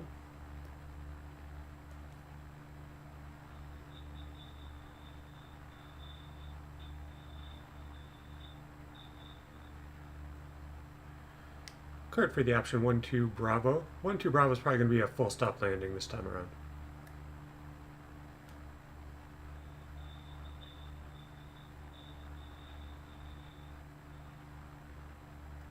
Cleared the land, 2-1 left, 1-2 Bravo.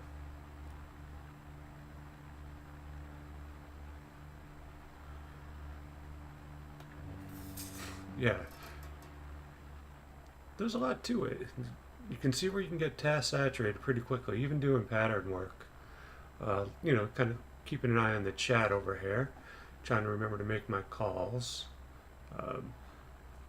Kind of missed my first notch of flaps for the the touchdown zone, beam of the numbers, kind of by the book's location. And then it's over this dirt spot there. Little right rudder. Keep that turn coordinated. Keep that turn coordinated, 500 feet a minute. There's my dirt spot, and rolling out.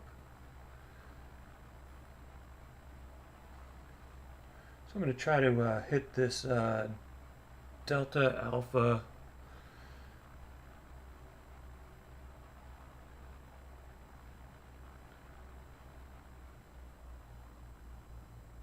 location here. Second notch of flaps.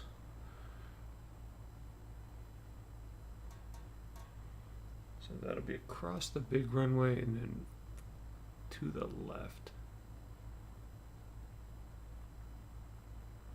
So it would be probably taxi back to where I was, Delta Alpha Echo 1-2 Bravo. That's kind of what I'm thinking. If everything goes correctly, if I don't bounce this thing right off the asphalt. But I feel like the landings have been pretty good. I feel like I'm sticking them pretty well. I feel like I have pretty good aircraft control. feel like I'm hitting the touchdown zone pretty close. Went a little long on the last one, no flaps.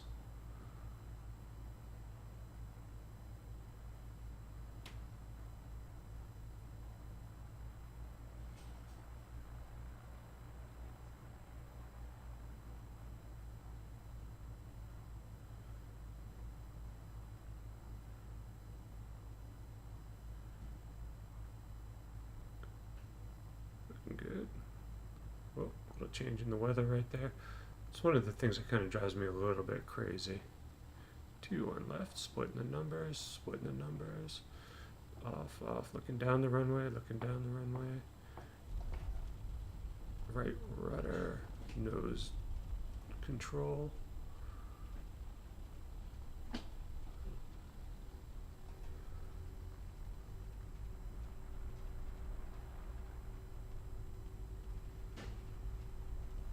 And then when we turn down Delta,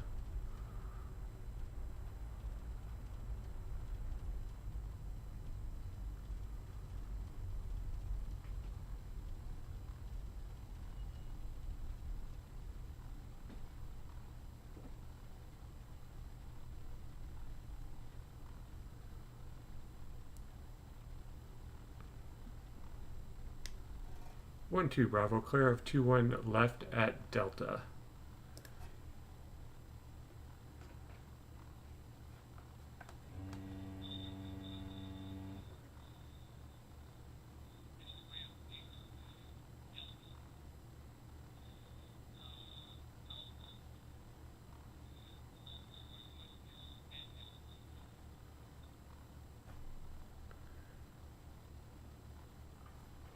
Delta, cross runway at Alpha to general aviation.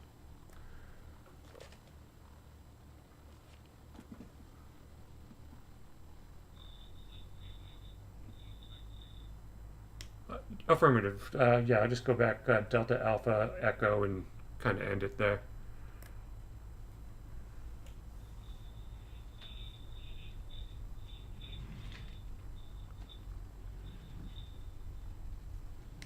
Yeah, thank you for the feedback. I'm pretty much an air traffic control kind of rookie. I've been, studying like the traffic patterns pretty hard. I just got to work on my airspace stuff. Holding short at 1-2.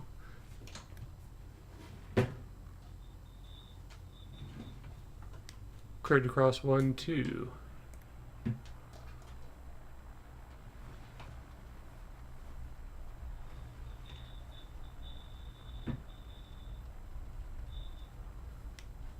I'm just a simulated pilot.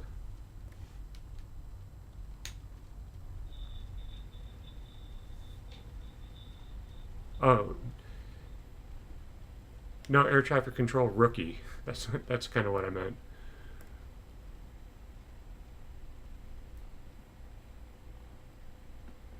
And here we are.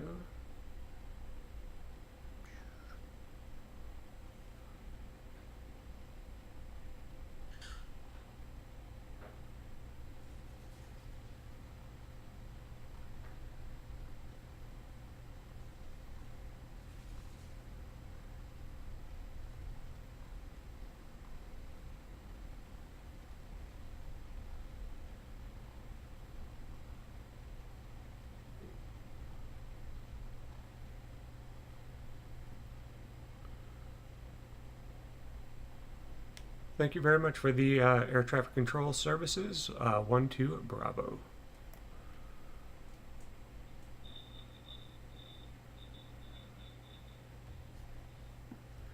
Will do, thanks.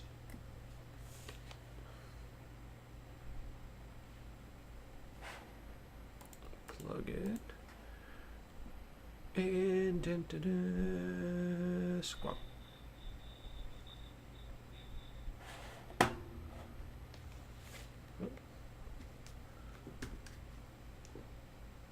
Going to standby. 1-2 Bravo.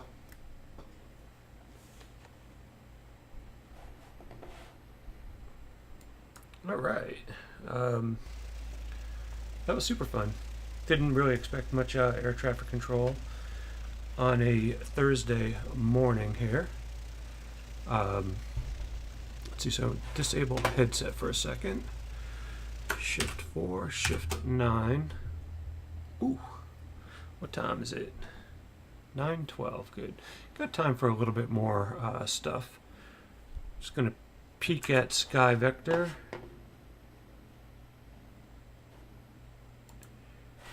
And see where else we want to go today.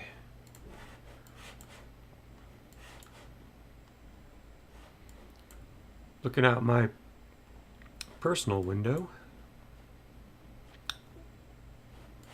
Looks like the weather up here in the Northeast is pretty crappy.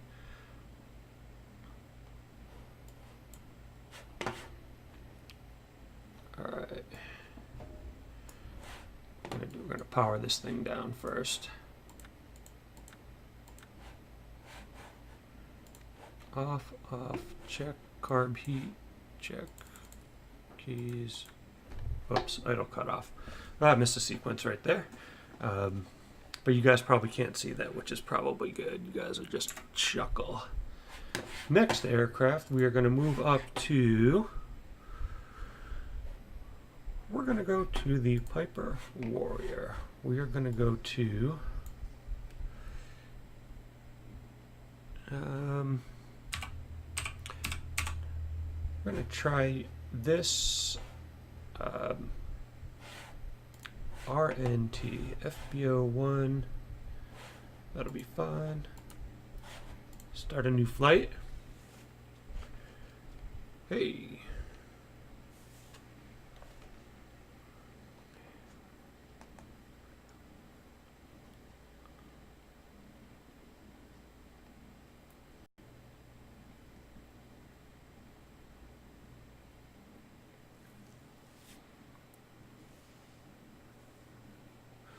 Hey, V Looper, thank you for the follow. I don't know if this is still totally spooled up. Let me see if I can cut into that.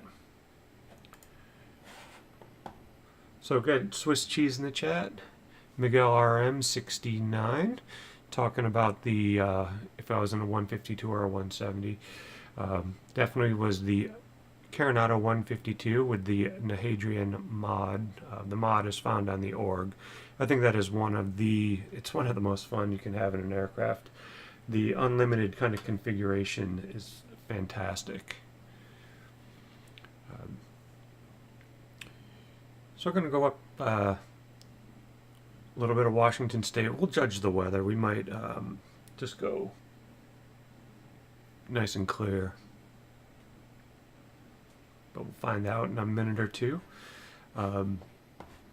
If you didn't catch the earlier part of the conversation, I moved my X-Plane to a M.2 hard drive externally. So I'm running it on a USB 3.1 with no loss in performance or frames. So the reload seemed to take about the same time, and I measured FPS on my old or the original copy of X-Plane that was on my main SSD drive. I was getting, with the default aircraft on a clear day, I was getting 83 frames on both. So I thought that was pretty cool. So I'm going to leave it here. So far we've been into this for a little over an hour probably now. The M.2 card, it's warm to touch but not super hot. I mean, it is sitting on top of the exhaust fan, so I don't know if the impact of heat over a longer period of time. So kind of giving it a good test today for a few hours. If you're a general aviation pilot and you're flying 1-2 hours, I think it's going to be fantastic. After I do a bunch of testing, probably early next week, I'll probably just delete X-Plane off my main hard drive, run it off of this M.2, and that will save around 100 gigs off my main hard drive. The size of the card is a 250 gig card. Why? Yeah, I should not be connected. Squawk box is off. Checking the weather. The weather looks okay. All right. Frame rate just dropped off the map right there. It's coming back on. We'll take a quick look at the graphic settings. I'm going to leave them the same. I think we'll be all right. I don't know if it's a Defender thing. Let me just type in Defender. Virus protection is on. Turn it off.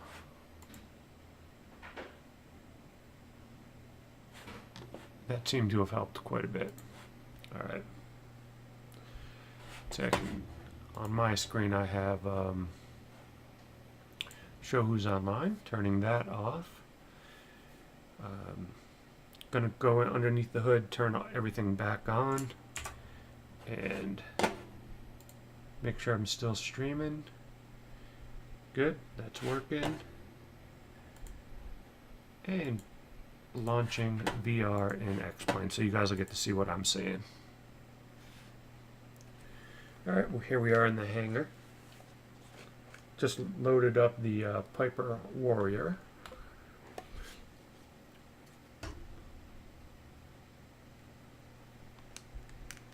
Alright, sorry, a little sweaty here. Gonna move this back to me. This thing loads me up on top of like a minivan. Pretty funny. So let's see, I'm gonna go plugins, go to the Move VR, move this to VR, there we go. I see you guys now, I see my chat. Then I'm going to go to Avitab. I'm going to try to pick up some of the ATIS and stuff here. I think we're going to go Kilo, Romeo, November, Tango. Back in Washington State. So 126.95. Someone sneezing in the background right there. This one can go away. Alright. Gonna throw in some battery, fuel pump, lighting, fuel selector,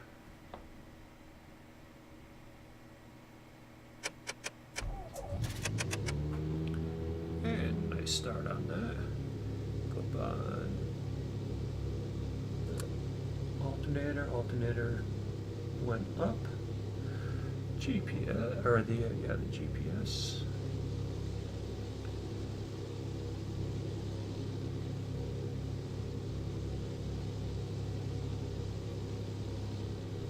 Hey Al, Smoking Tea, how are you? Welcome to the channel. Got a little bit of time today doing some streaming there. We just spawned into Renton Muni. I just downloaded this from the org the other day. Pretty nice. It's actually got some boats that are kind of at the end of the dock. Take a look at the get this tuned in here. 9 or 5. Just did some online live pattern work.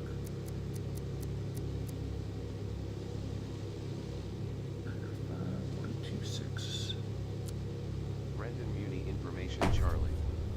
1600 Zulu weather. Wind light and variable.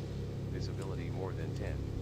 Getting some traffic for like an early Thursday morning on the East Coast. Pretty nice. Temperature 13. Dew point -4. Altimeter 2994. Arriving runway 34. Departing runway 34. Advise on initial contact. You have Charlie. So 34 is down to down on my right here. So let's see, checking the fuel load. Got 10 in the right tank. So I got a little bit more in the right tank. I'm going to move it over to the right tank. 1600 Zulu weather. Wind light and variable. Yeah, it does. Visibility more than 10. This is not the new Payware Seattle. This one was on the org. point minus 4. KRNT version, I think it was 1.0. It looked like it was a year or two old. Departing runway 34. Advise on initial But fantastic. contact you have Charlie. You know, I think coupled with the different libraries that I have, you know, the lines have a lot of like PBR shimmer to them, which is pretty neat. Brendan Muni information Charlie. Shot it. 1600 Zulu weather. Wind light and variable. Visibility more than 10. Sky conditions 7,000 view. 9,000. So we're just going to make a departure to. We're just going to go a straight up departure. Dew point -4. Altimeter 2994.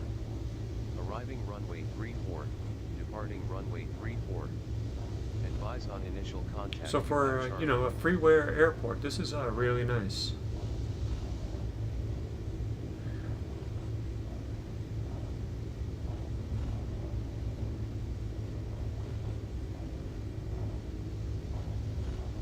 Brendan Muni information Charlie. 1600 Zulu weather. I have nice ortho scenery over here, Visibility more than 10. so it's kind of another neat area to fly for me. 9,500 overcast. Temperature 13. Dew point -4. Altimeter 2994. Arriving runway 34. So stop at the runway. There you go. Run up area here. Advise on initial contact. You have Charlie. I don't see a flag right here. Looks like it's coming toward us right there. So go parking brake on. Got our lights configured, mixture full. Brendan Muni information Charlie. Bring this thing up a little bit. Try to get wind light and variable. Visibility little more drop. than That 10. was good. Sky conditions 7,000 view. 9,500 overcast. Mags seem good. 13. Dew point -4. Altimeter 2994. Ailerons Arriving here. runway 34. Departing Nice. runway 34. Advise on Check. initial contact. You have Charlie. Can't see the rudder, but it feels like it's working pretty well. Check the whiskey compass is outlined up. Yeah, it looks about right. 1200. We'll Brendan Muni walk in some information Charlie. altitude here. 1600 Zulu weather. Wind light and variable. Run Visibility up. more than 10. Sky conditions 7,000 view. nearly 9,500 overcast. Claps Temperature down and 13. up symmetrically. Dew point -4. Altimeter 2994. So here we are in the Arriving runway Piper 34. Warrior, the PA-28 by Departing runway Just 34. Flight. Advise on initial contact. You have Charlie. So, what I did, I don't know if you heard me chattering on and on a little bit earlier, but I'm moving my main X-Plane folder to a Brendan Muni information external Charlie. USB 3.1 Zulu weather. M.2 Wind light and drive. variable. Visibility more than 10. Around $125 investment. And I'm seeing no loss in frames and no difference really in load times. Could be a neat way to, you know, I'm just going to be able to hopefully take 100 gigs off my main hard drive and then just have an X-Plane only. An X-Plane only hard drive. Alright, here we go. Maybe we'll just go up to Friday Harbor. Not much wind on the turn here. 3-4. Looks good. Got the right runway. And think about here on the rotation. Altimeter 2994. No gear in this Arriving one. runway 34. Departing runway 34. Advise on initial contact. You have Charlie. Kind of once we start climbing out, plug in the GPS. This is a cool airfield. Right on the end here, there's a, you can get your float planes. It's kind of got like a float plane dock. We got the boats. We got the docks. Ortho scenery.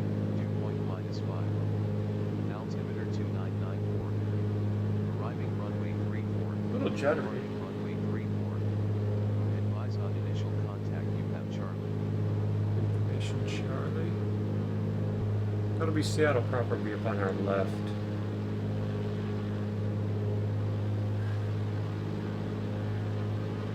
That's what my boat looks like in real life. That's a monster boat. Leading information, Charlie. We can turn off. 1600s, weather. Wind light and variable. Visibility more than 10. Turn off the ATIS. And let's see. Let's go. I think it's FHR.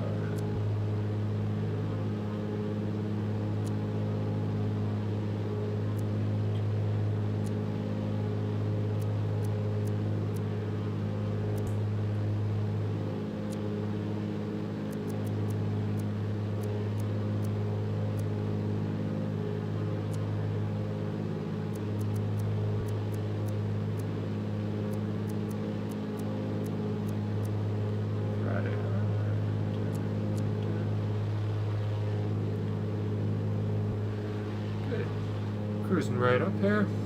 Probably take it up to a couple thousand feet.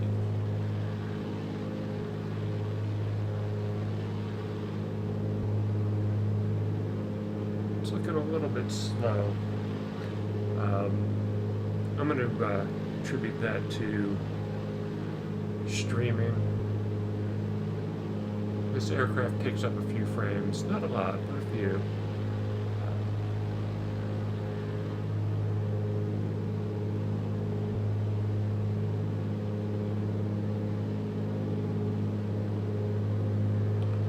Windows Defender.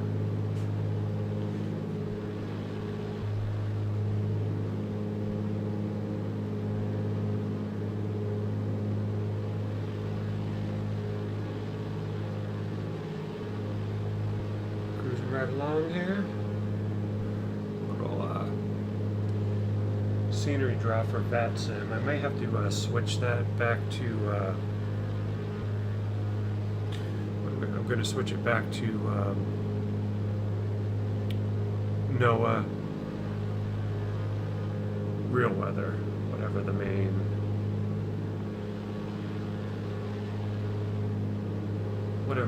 weather source is on the NOAA plugin. Let this thing settle for a second.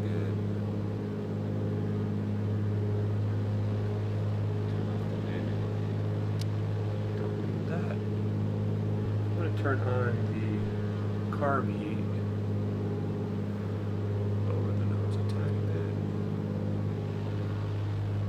So we're coming up on downtown Seattle on our left.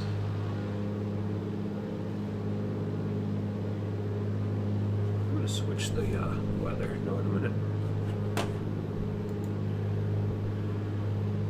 No weather configuration. I'm going to disable NOAA. I think for this flight, if I don't crash, we're gonna go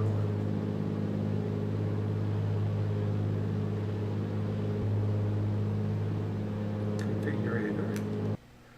We're gonna go nice. Let's go on a great day here.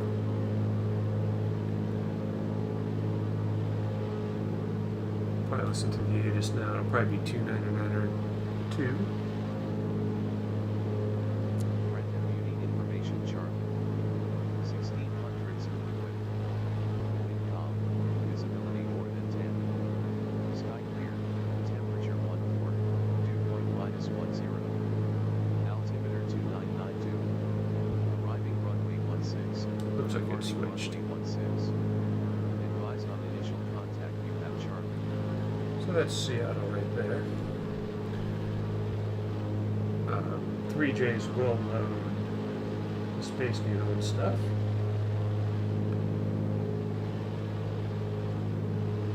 Right, commuting information chart. 1600s, And calm. get rid of that. It's about a 45-minute flight. This might be my last flight of the morning.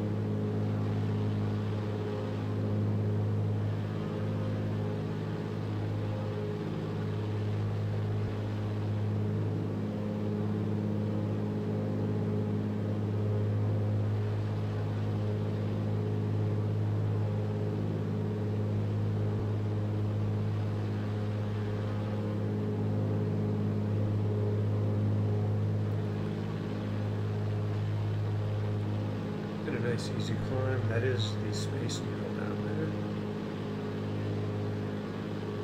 there. Gonna have medium objects on for this stream. And 3,500, we'll take that. Drop the nose. Gain a little airspeed.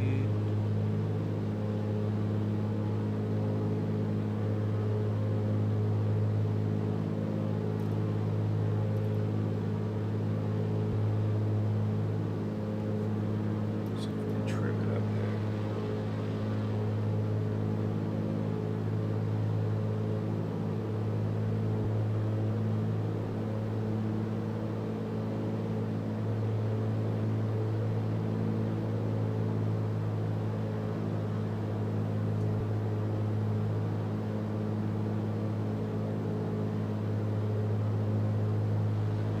All right.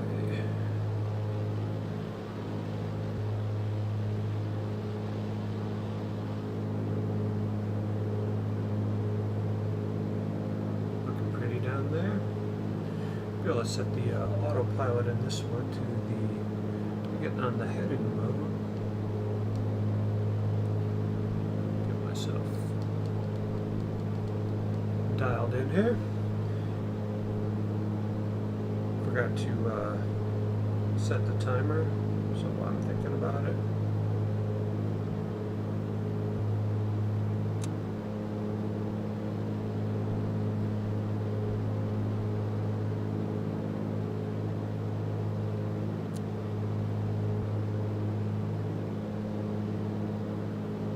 Autopilot, check.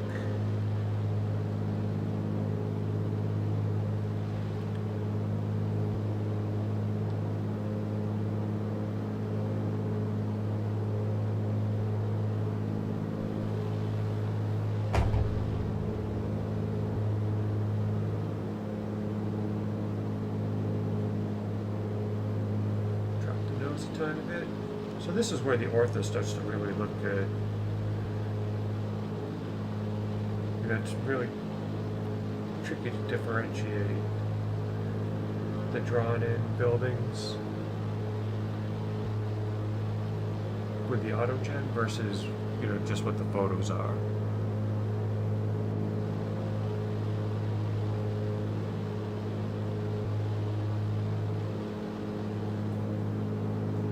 We did a quick flight sim economy run earlier this morning. Actually, we did two.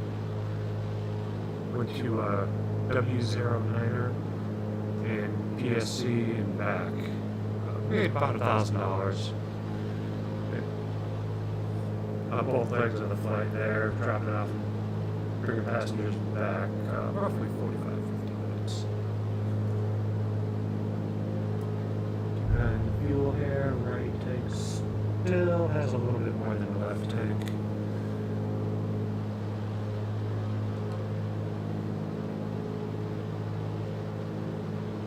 Lights are on, lights off, fuel pump on.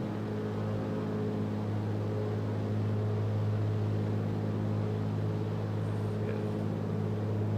That's good, altitude staying pretty stable.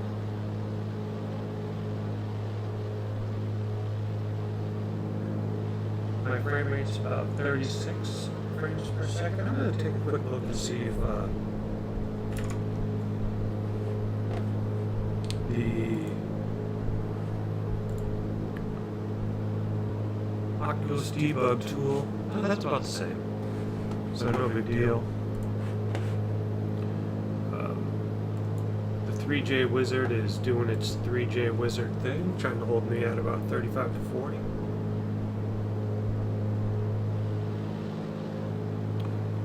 Nothing too objectionable, but if there was a little bit more room to move the sliders up, I would. I think it's the stream is, you know, that OBS is taking up a bunch of computer power.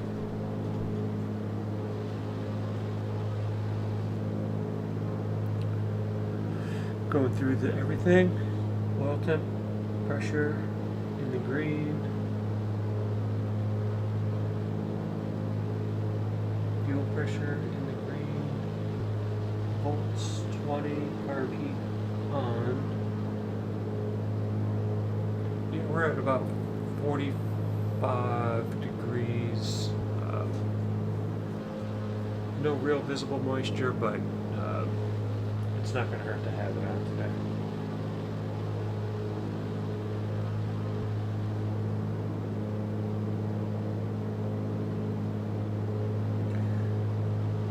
When was the last time I had my fire extinguisher inspected?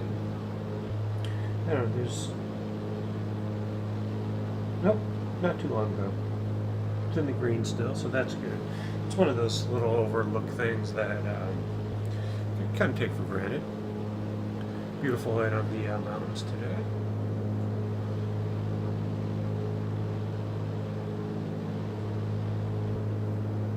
It's our airspeed, 100. I'm pretty good with that. I'll take that.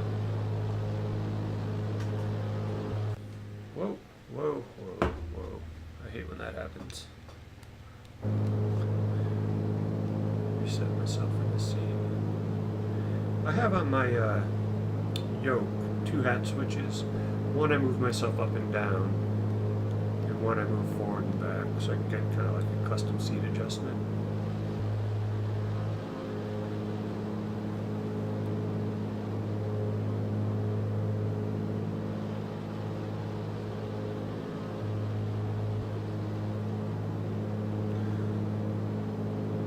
So this is the Just Flight Warrior.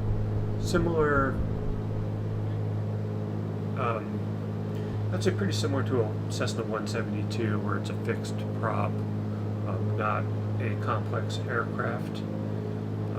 Low wing, which makes a pretty big difference in visibility. So it's got a different set of visibility. It's got a different characteristics on how. A little bit different feel on how it lands. This one, I think you leave a little bit of tiny bit of throttle in and reduce it as you kind of come over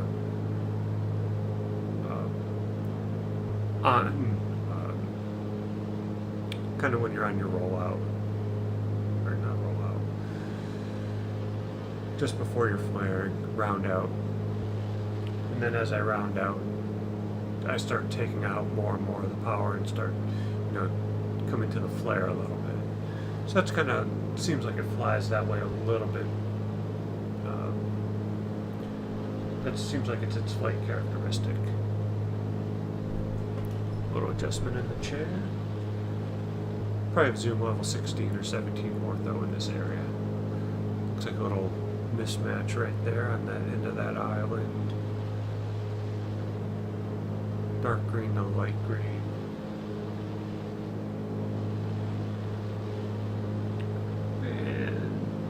About 28 minutes to Friday Harbor.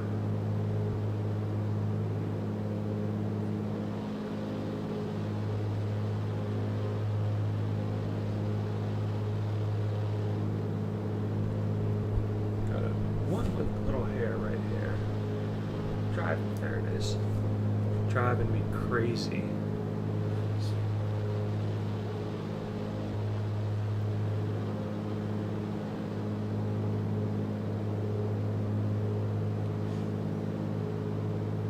So I don't know, I don't want to disconnect my X-Plane by accident. I was going to, not sure if the cable's long enough to show the M.2 USB drive. It might be. Let me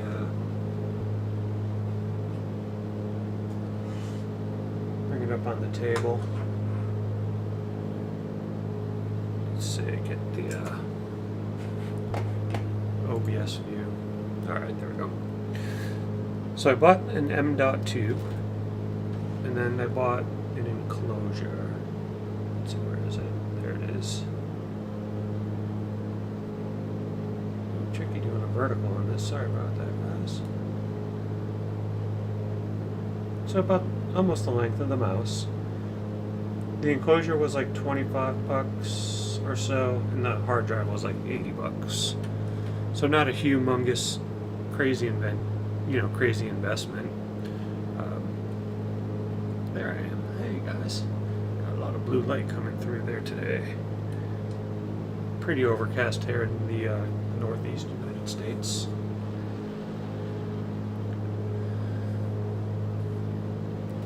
So far, there's been no negatives about it.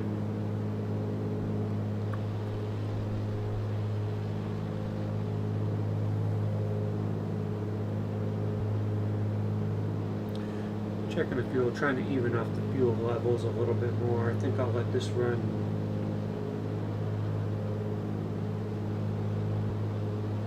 Let this side run for another, probably till the 10-minute mark, and then I'll switch over. Fuel pump's still on, so that's fine. Flip it back to the left tank.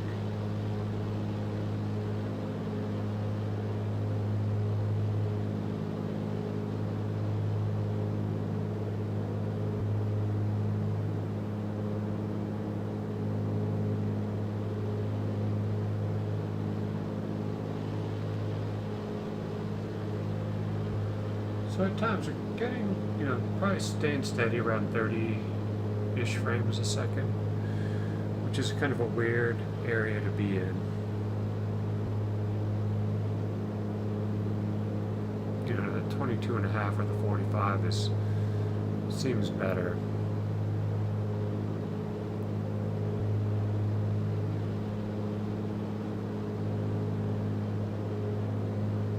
So I'm not sure if I could lock asynchronous space warp at 22.5.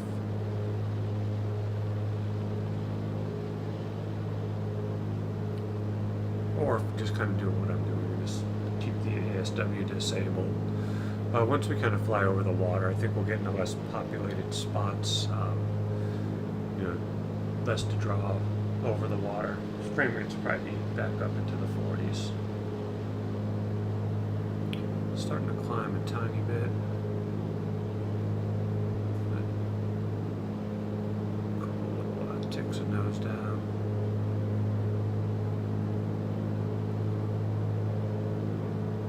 I don't know what I did, but man, that went quick.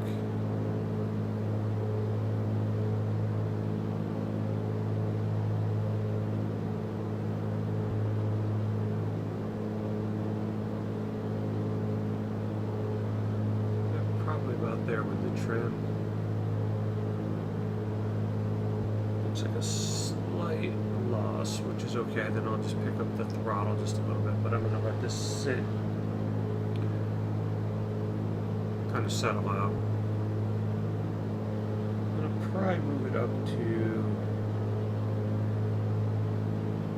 almost to the top of the T. But that's it. Evaluate, and then if I have to move it up again, but that looks like just about the right amount. So I said fuel pump on, reset this, and flip. Success, and turn this off. 3,500. I'm not going to adjust, I'm not going to mess with the leaning. Could probably lean the engine a little bit.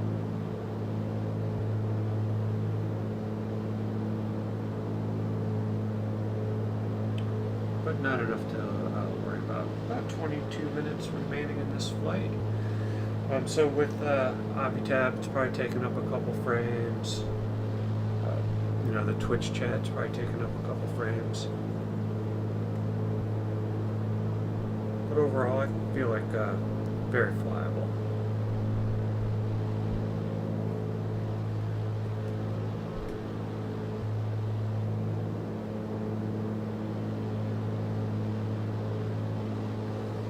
So got a pretty busy couple days ahead. I got a photograph a wedding tomorrow and Saturday, so that'll be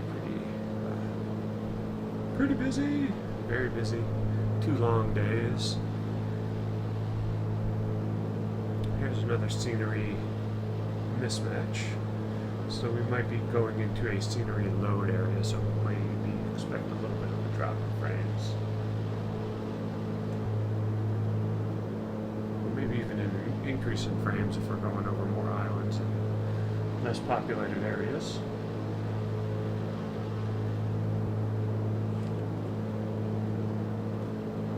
So So V Looper, thank you for the follow.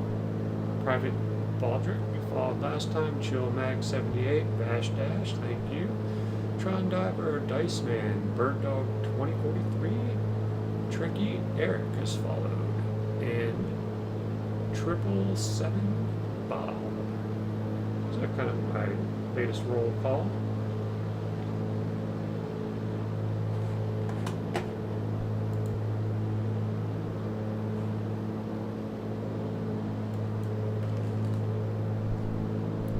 It's kind of losing a little bit, so I'm going to go up just a tick with the throttle.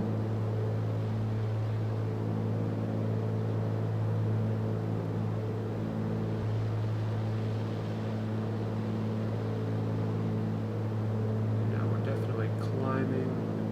See if that settles back down a little bit. Pretty good. Pretty settled in. So Just Flight product.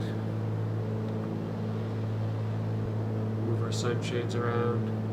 There, I don't think it doesn't unclip. But super cool.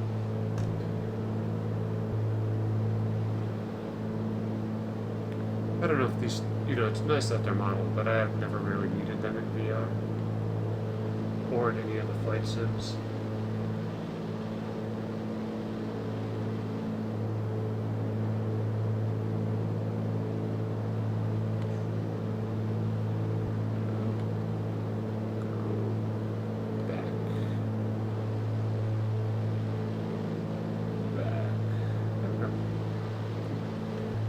Funny stuff. Stuff you do to keep yourself amused over these flights. Still scanning for traffic.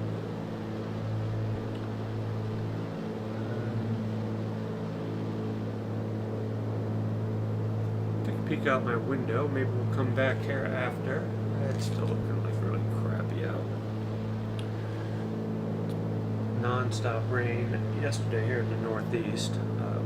I guess we'll take that over a, hurricane or whatever's making landfall in the Carolinas, Florence.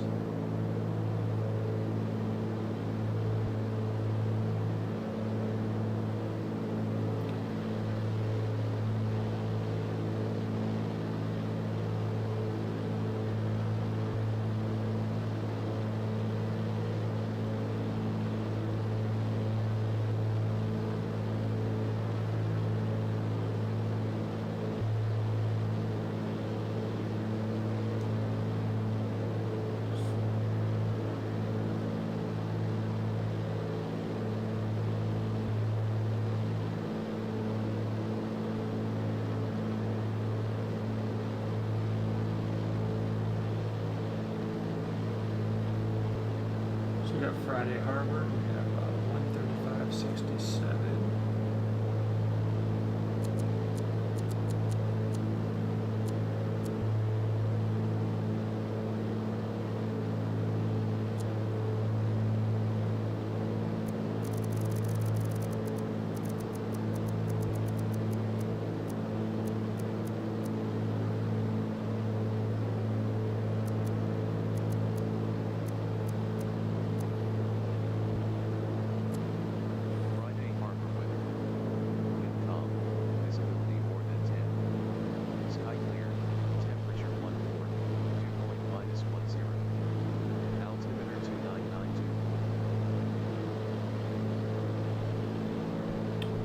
Clear weather ahead.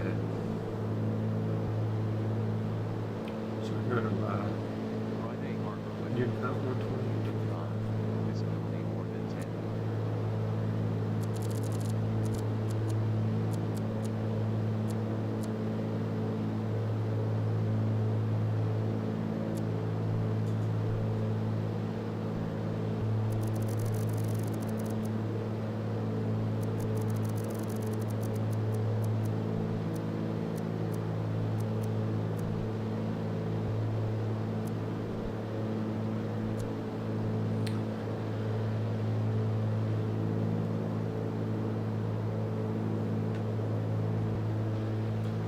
Little juddery all of a sudden. Suddenly jittery. I want save on stream. No way.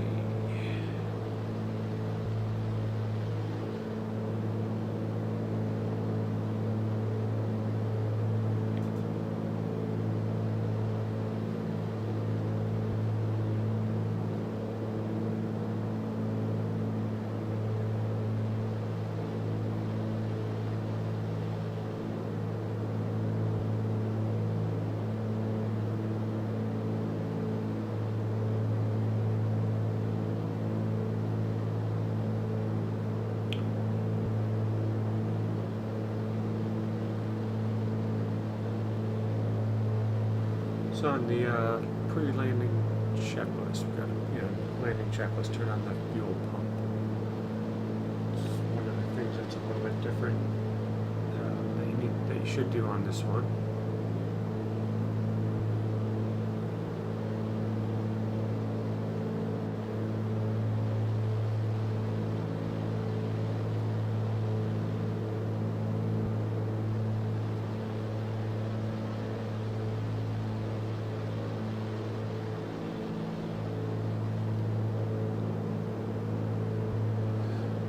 Pretty spectacular looking scenery. I think the only thing missing out here in the water would be a few more boats and maybe a whale, a couple orcapods.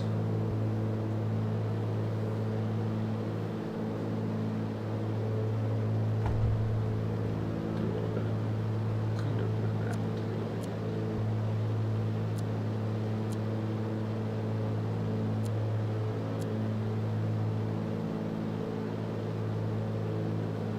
Just crossed a MOA.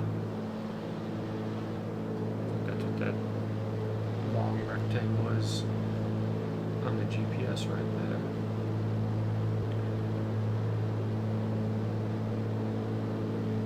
Washington State, there's definitely quite a few MOA areas. A lot of military.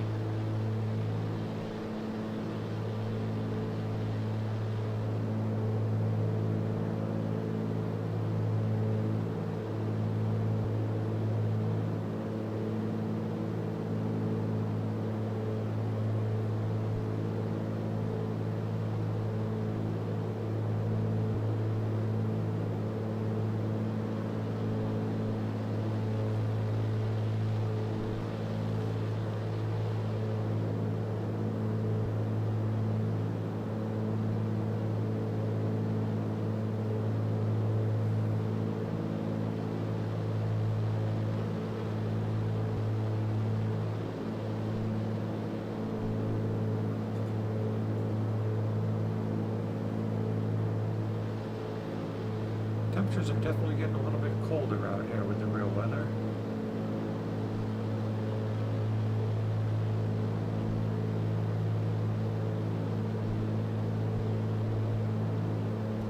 In about 15 minutes we should be on Friday Harbor. There's a military operations vessel.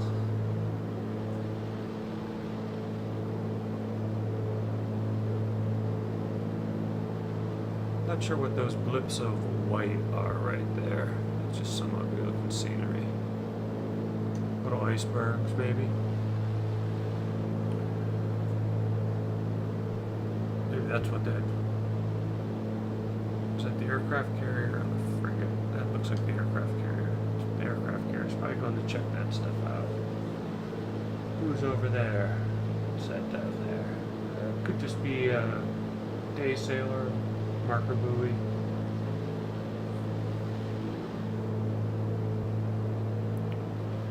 These are the San Juan Islands.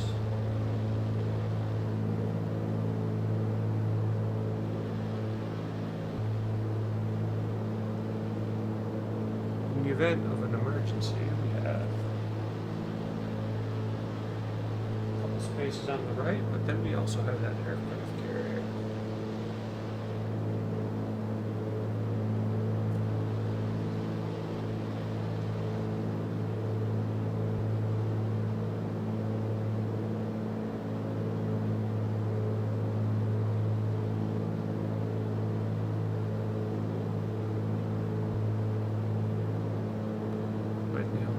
Down a little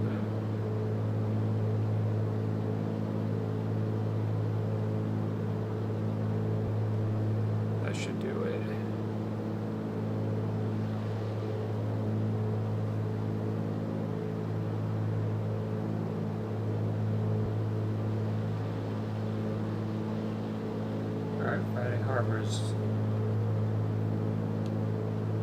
coming into the GPS now.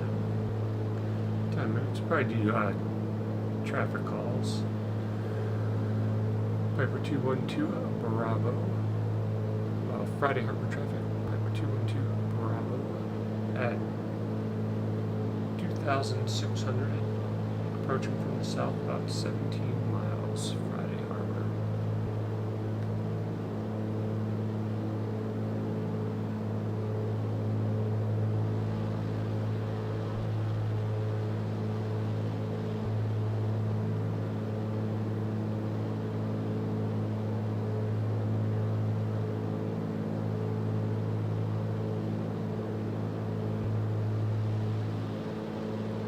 Love the reflections inside here.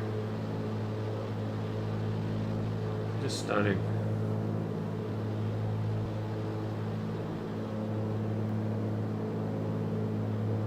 And the reflections in, I think, that Hadrian mod, I think they're dynamic. I think as you change your head movement, it actually keeps up with you. Trying to find that sweet spot in my goggles here.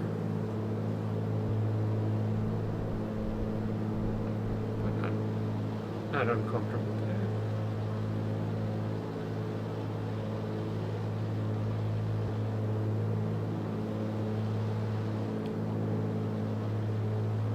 Kind of curious where that thing's headed.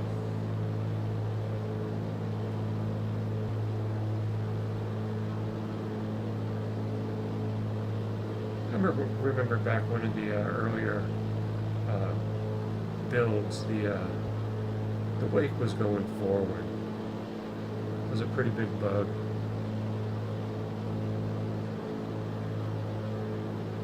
And there you can actually see some wake.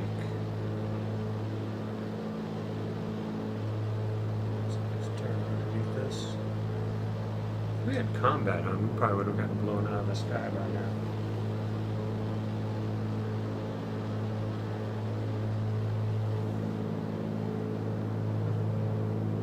Friday Harbor should just be over there just a little bit.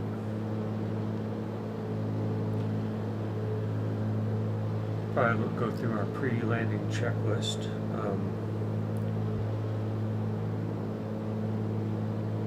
Which fuel's in there? Pretty similar. We'll switch just before landing. Put the fuel pump on. Put the lights on. No undercarriage, fixed wing, fixed gear aircraft. Seat belts, check. Seats in their upright positions, check.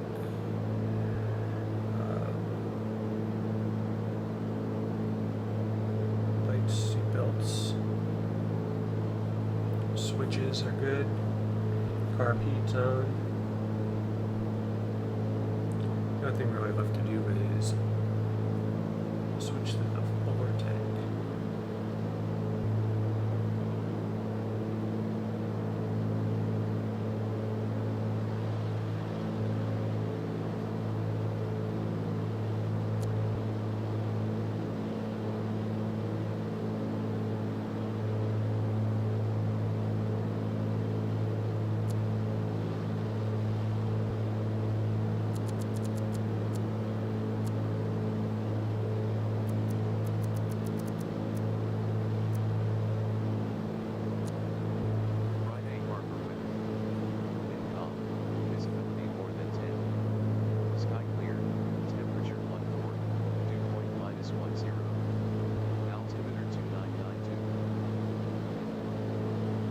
Doesn't matter what runway we land on, that's good.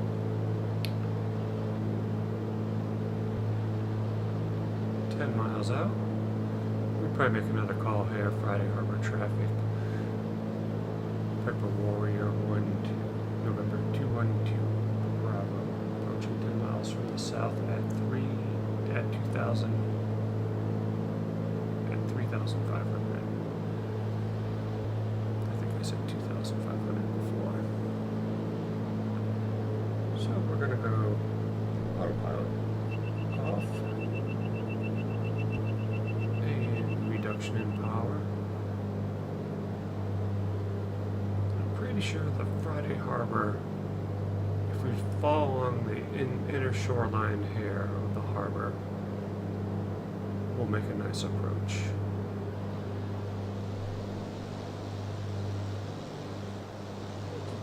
There. Bounce into the boat. Alright. Prepare for landing. Check, check. That's switched. Reset. Almost 500 feet a minute.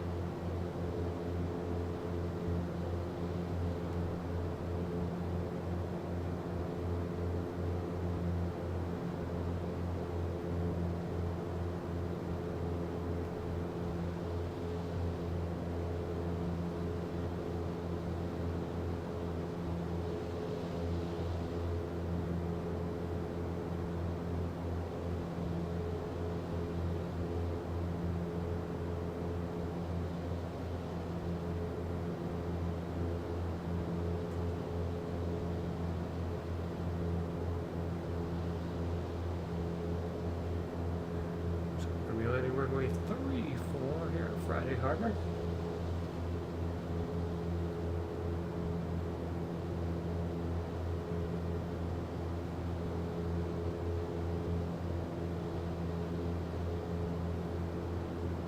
I think that's it. Right there. Yeah.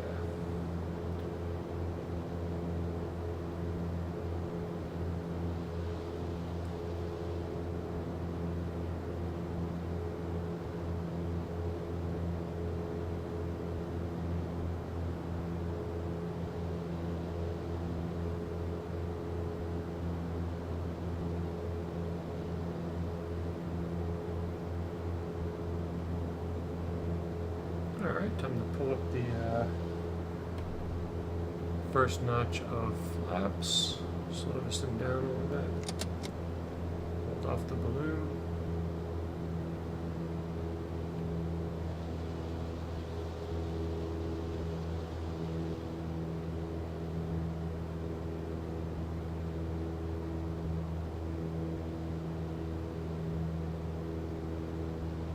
Lights are on.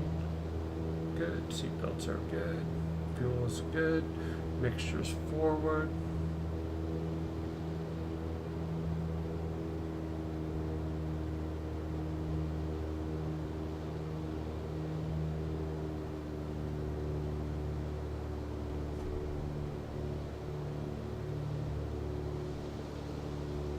Alright, let's see how we do with this one. We're going to have that loud kaplam, kaplooey, kaplow, smacking into the runway. Or is this going to be a nice, smooth touchdown? So far we're a little high, so I'm thinking we're going to be hitting this runway hard. Pull some more power.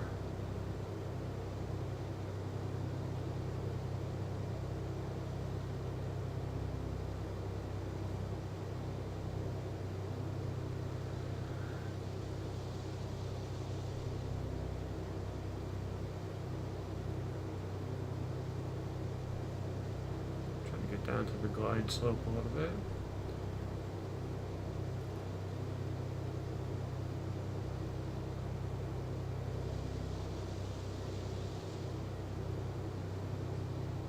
Almost there. Almost looks like a good landing picture.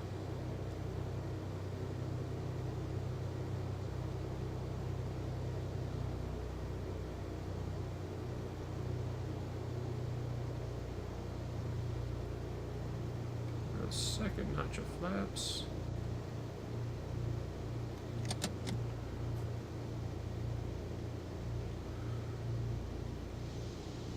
It's pretty heavy, like pretty big effect of that second notch of flaps.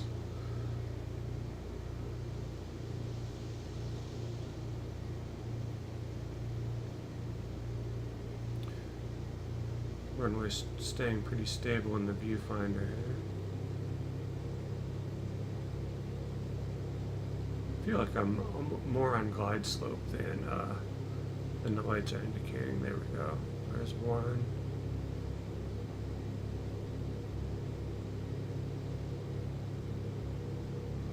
There's two.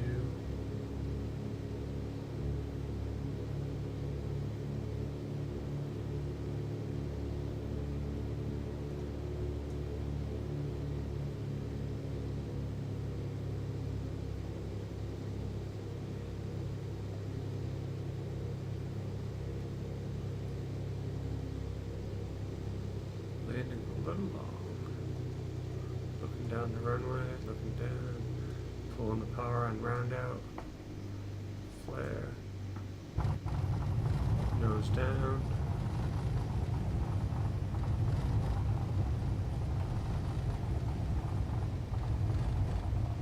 Little brakes, make the first turn out.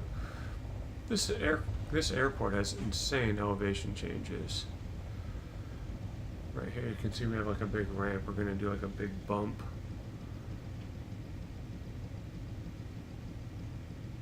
Oof. I think there's one getting to the runway too. Or getting to the runway also.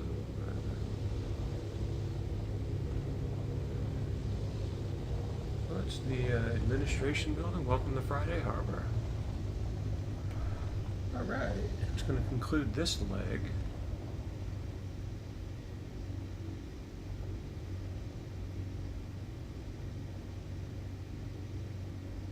Turn off the avionics. Turn off some lighting. Fuel pump. Idle. Cut off. Flaps. Back to where they belong. No.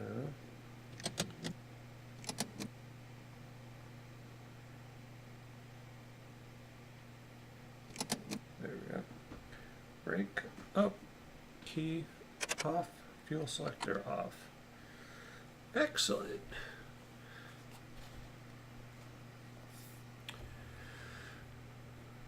See, now I'm getting 45 frames.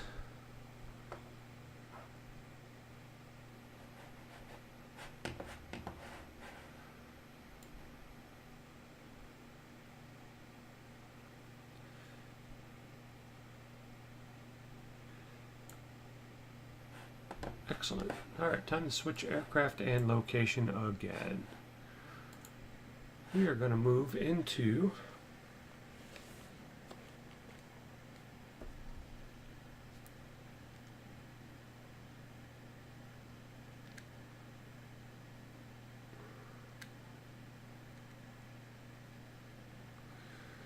so this one is a free one from the org. This one is called Double Trouble.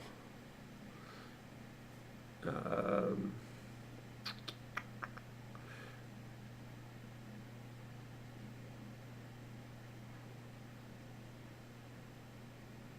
it's still stormy back there. We're gonna go. I'm gonna just check SkyVector. I'm gonna look for a nice real weather spot to where we don't have to mess with scenery and stuff, or weather.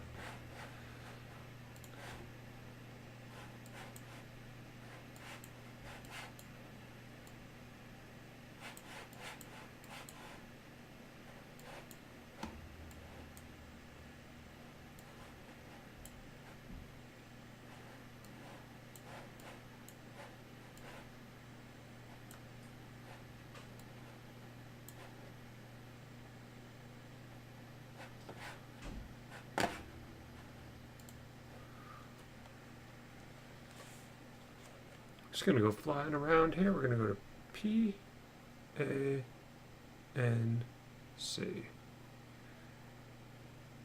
Enter.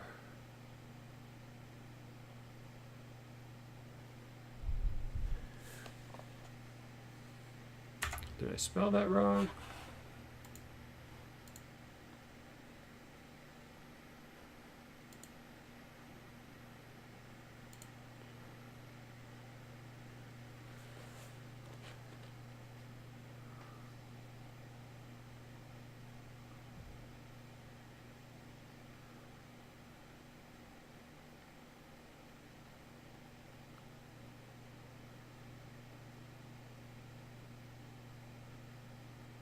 Hang on.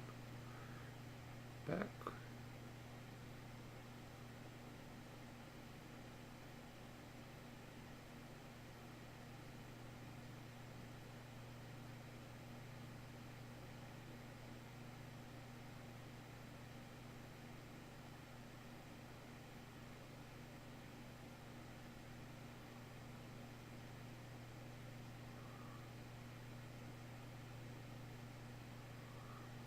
There we go, east ramp.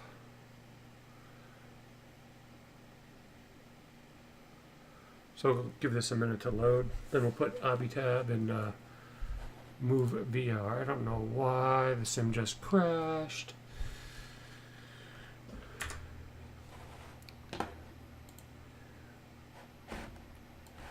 The sim just crapped out. Couldn't load the sound bank. Let me reload my X-Plane. And sorry about that, guys. X-Plane. What it is, we have to start without any aircraft loaded in for the AI. That's what that error does. So if you can't load the master sound bank, usually it's a 172 with the Reality expansion pack.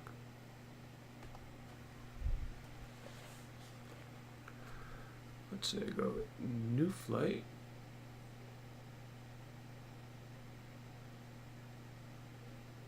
And let's see what it does.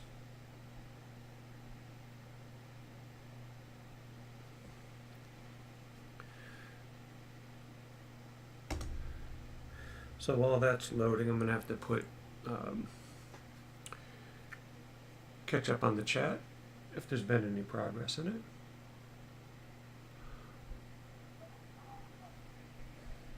There's the blue line. Reading new scenery files. I get that. Check the all-important email. Well, more the text messages. Finishing asynchronous loading. Not 10 o'clock, not bad. 10:16. I think I started this about 3 hours ago. So I'm thinking soon. Kind of next available. Wait for the program to respond. Something is not going on. I shouldn't have hit that button. Oh boy. Oh boy. Alright, I'm going to close it again. You know, no matter how many times you do stuff, X-Plane, end. Sorry guys. I probably shouldn't have touched the dang button. I should have just let it go. Hands off. Hands up. Hands up.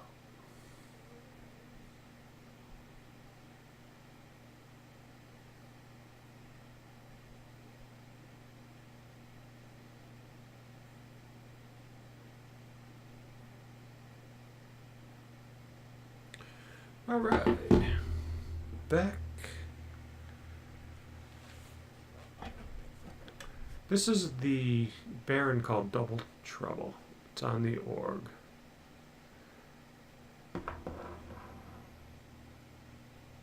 So that could be causing the trouble on the load up, but it's probably me just trying to overtax the system.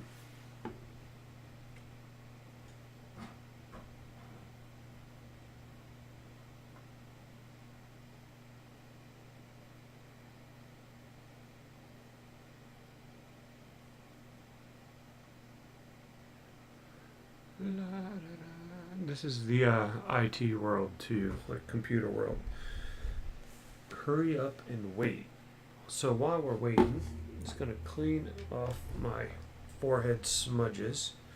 That's not good. I don't think that. Well, I'm getting a little round.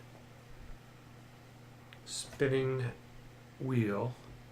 Spinning blue circle. I think sometimes that's bad. Oh.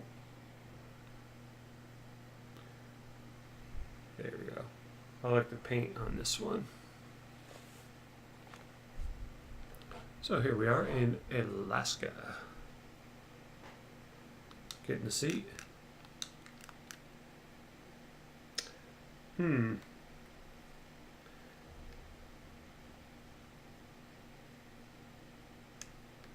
Alright, it's a little bit weird, but we'll take it. Gonna move in the chat. Sorry, chatters. Best equality, there we go. Alright, doesn't look like I missed too much. Alright, let's see if I remember how to start this one. We're going to go master battery. We're going to go, need some lights, which are under here. Beacon light. Leave those, good. Get make sure my throttles are working. We're going to go boost for the left engine. Mixture. Left engine start here.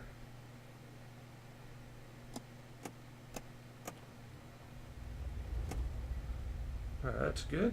We're going to go boost right engine. Reach under here.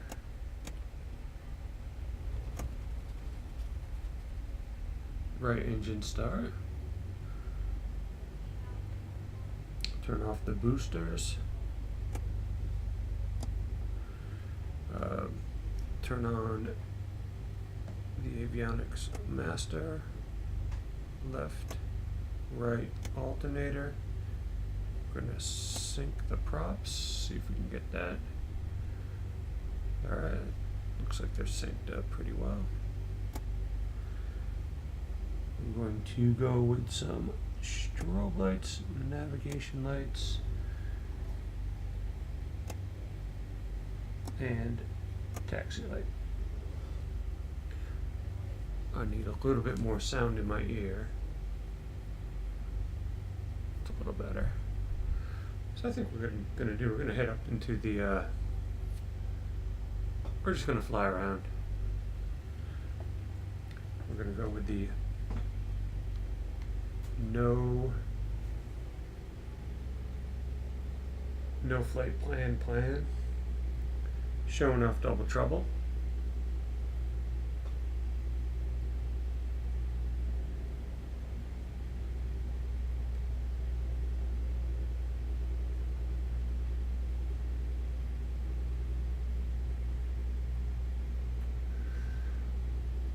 With the real weather, I do not want to go towards the mountains. That looks pretty bad. So I think we are going to go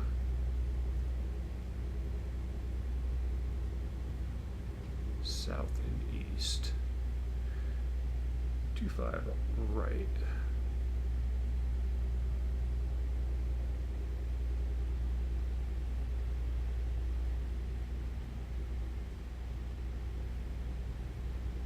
It's kind of a weird configuration for me here.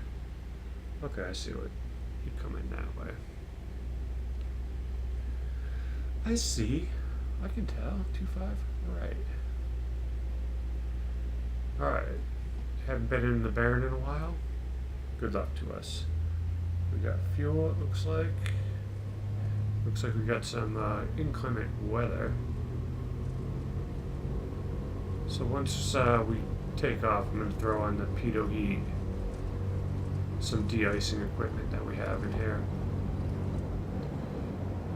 Lift off. And Positive rate of climb, gear up.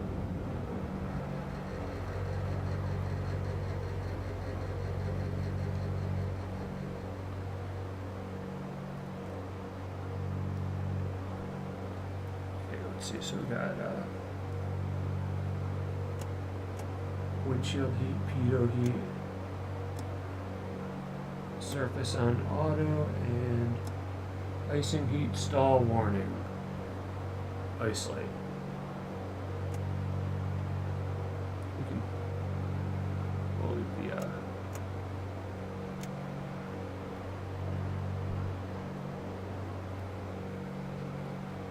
leave the landing lights on until we're well clear of the pattern.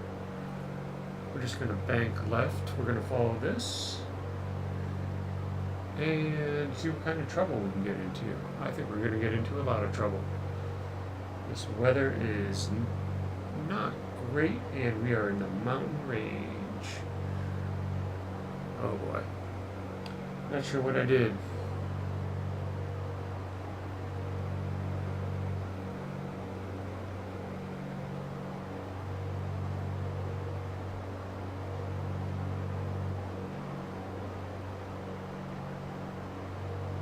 Well, goodbye comfort of that airport. Hello, big, cruel world. So I think I'm gonna go, it sure does look nasty, booby slippers. I'm gonna go look on my map.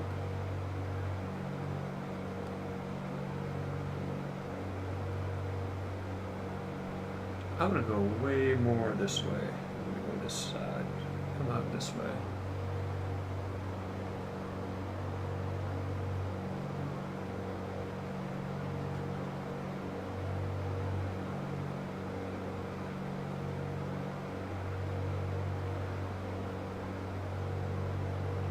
So I'm thinking we're gonna just we're gonna tear through these clouds. Let's go.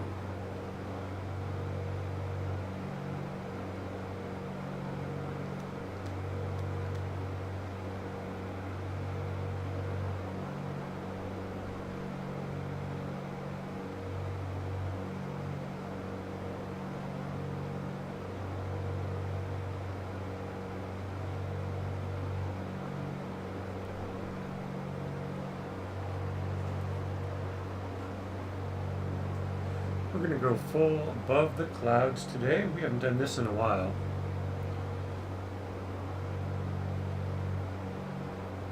And we can probably shut off the landing lights.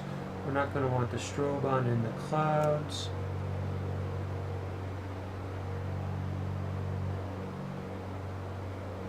One thing I love about this aircraft, this thing climbs like crazy. These twins. A lot of fun. I'm getting huge frame rates too. I can tell just by the smoothness of everything. Yeah, I'm simming up into almost 60 frames a second.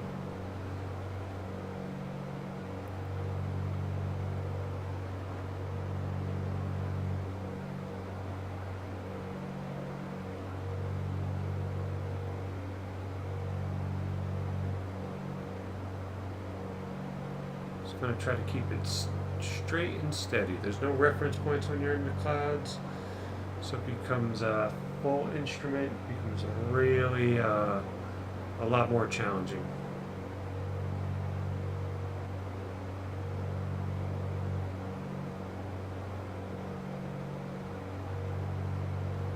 So let's see what I'm going to do. I'm going to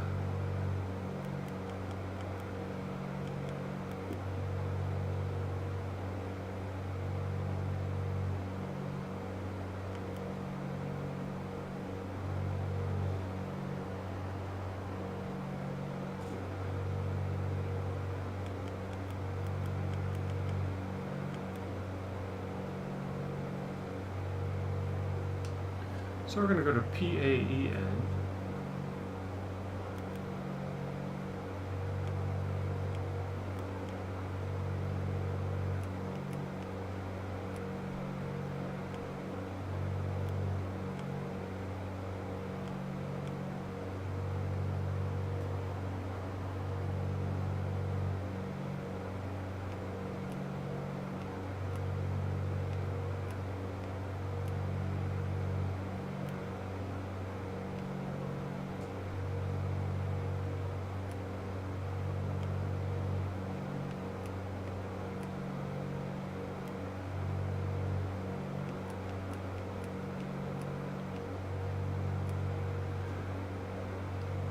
Hi, Mooney.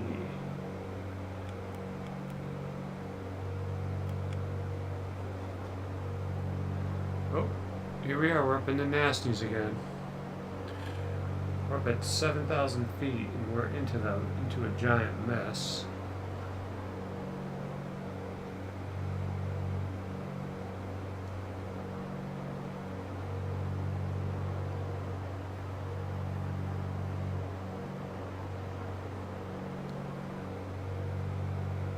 We are in Alaska. Kind of accounting for some of the nasty weather here. We got all the icing on that this aircraft affords us.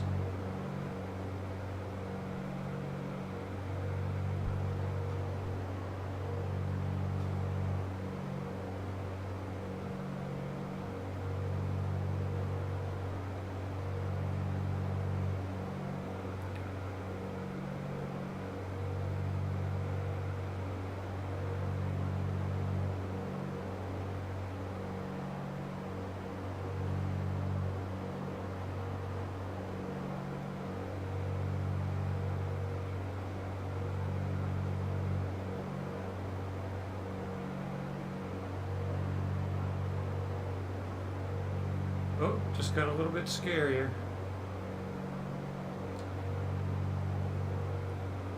This is where a smart pilot would have checked the ceiling height to see how high up these clouds were.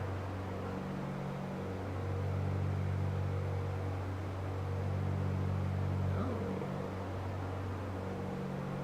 Kind of fun. Here we are up above the clouds.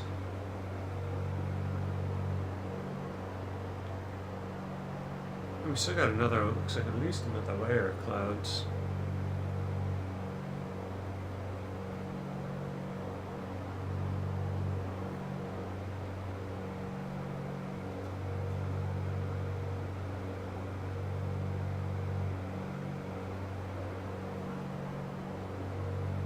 As long as we don't pass 18,000 or 19,000, I'm still okay to be, actually, no, I wouldn't be.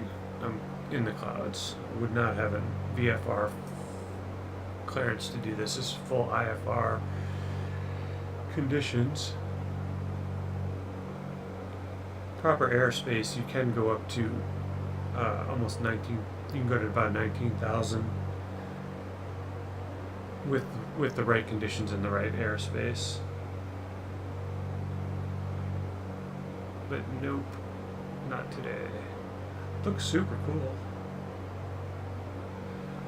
And I think we'll just level off here for a minute.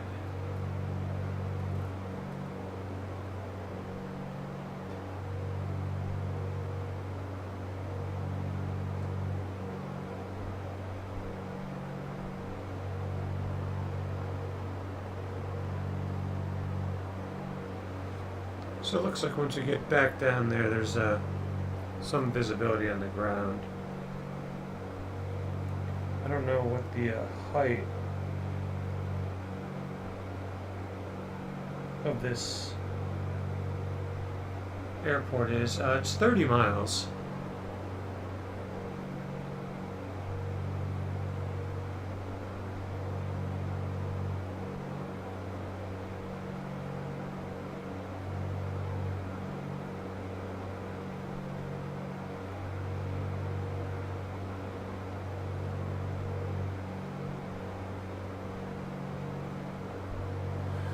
It's crazy here. Let's see. Okay, level.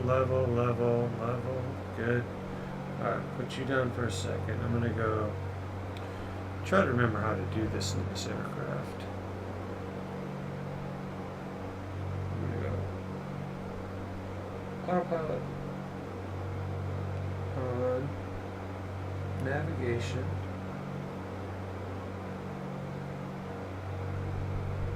And now we're gonna go down.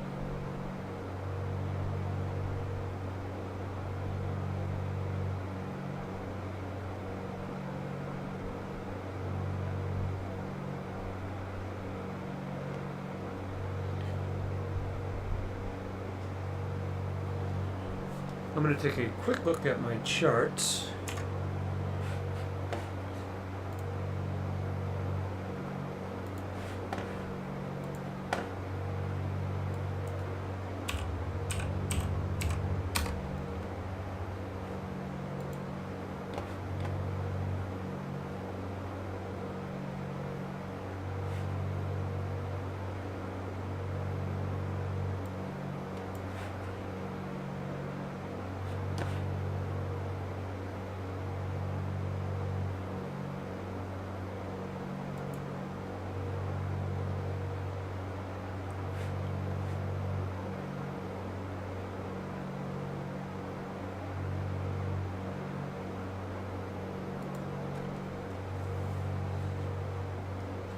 So what I'm going to try to do, I'm going to try to put in the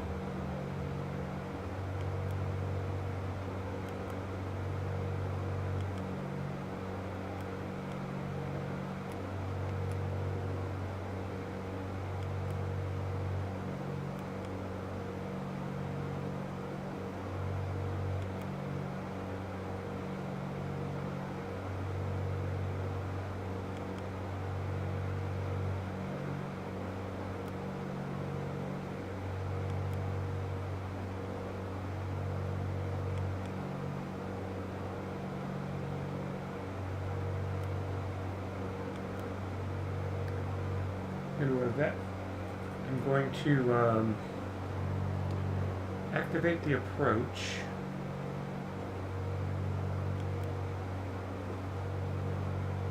And then see if I can figure it out.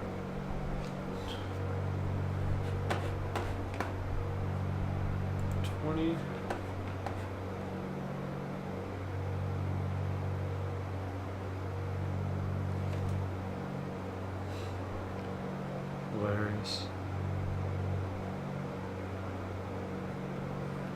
At T-bone, I need to be at about 2,000 feet. So we're either going to have to basically dump a lot of altitude here. Sorry, folks.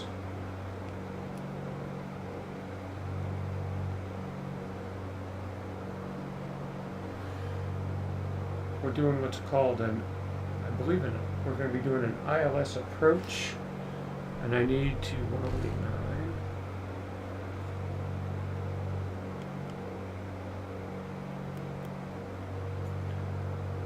Need to get on 1089. Yeah, it could be thunder, just could be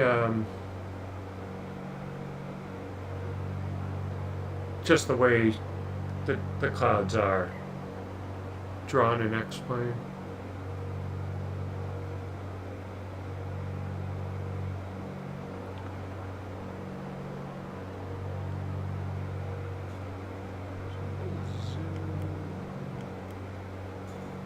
So I think we're going to make our altitude to T-bone.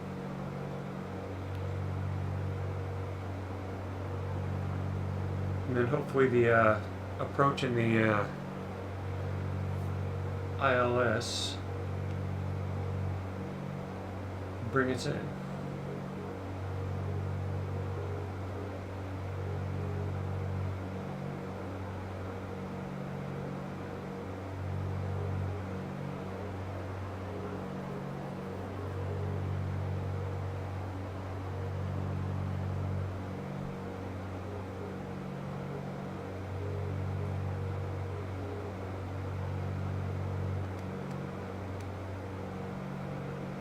Here I am on the mini-map coming in. We're trying to pick up this thing right there.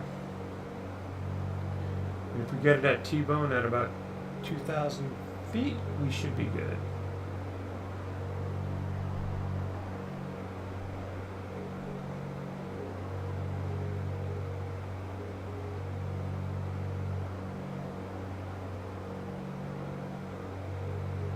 It's a pretty big way to dump a lot of altitude. We'll go to the altitude hold again.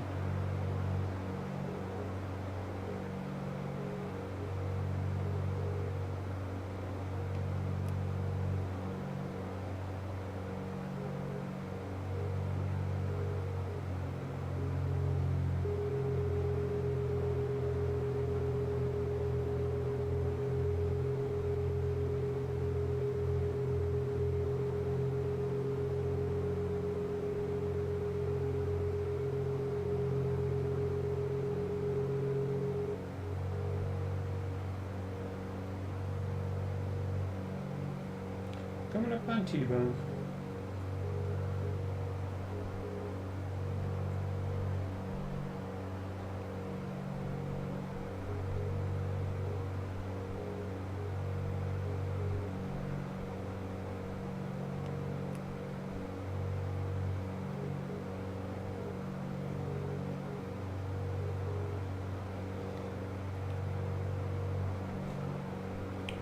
Not too bad.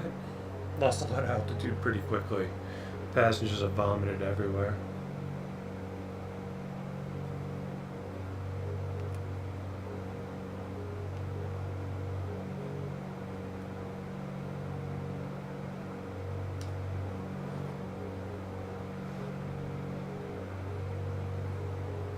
Glad I checked that stuff as quickly as I did. T-Bone to Freddy. Should start to turn. And then at Freddy, I need to be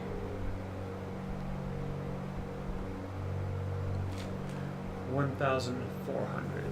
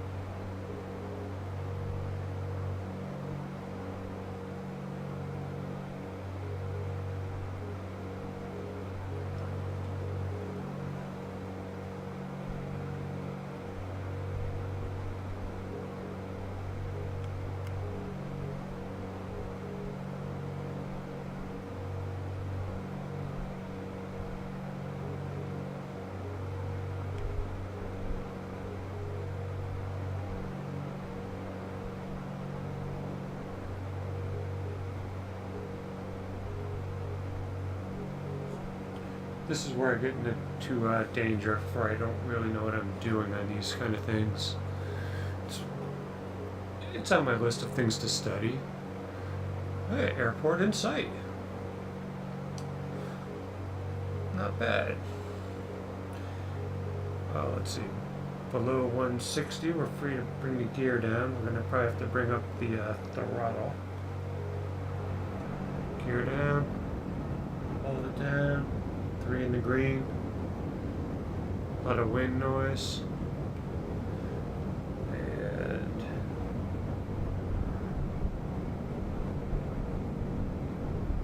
hold here for a second. My next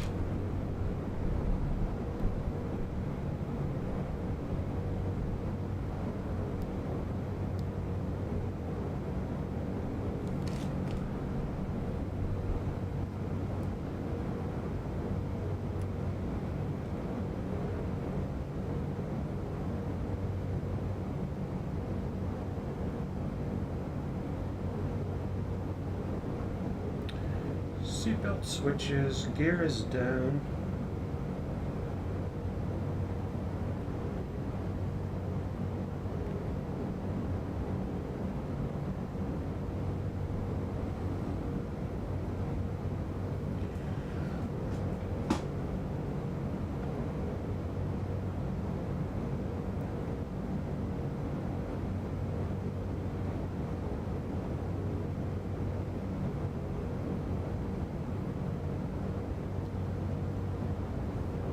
Says we're a little bit high up, but I think we're okay.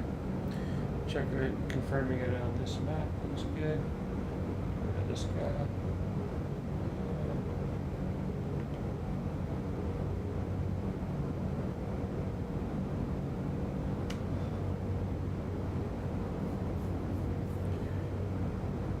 And this aircraft's a little bit tricky to land. We're gonna go landing lights on. Gonna leave the pitot and the heating stuff on. Props are good. Alright, everything looks good.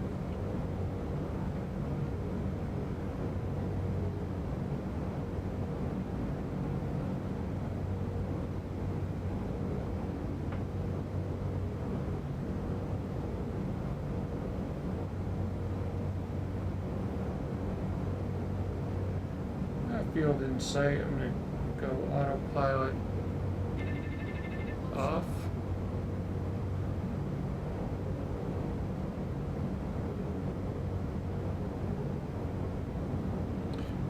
First notch of flaps.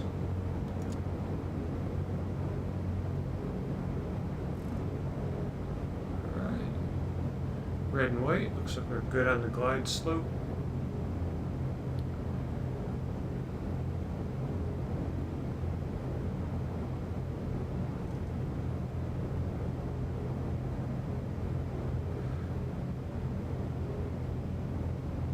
Alright, lined up. Try to hit the center line.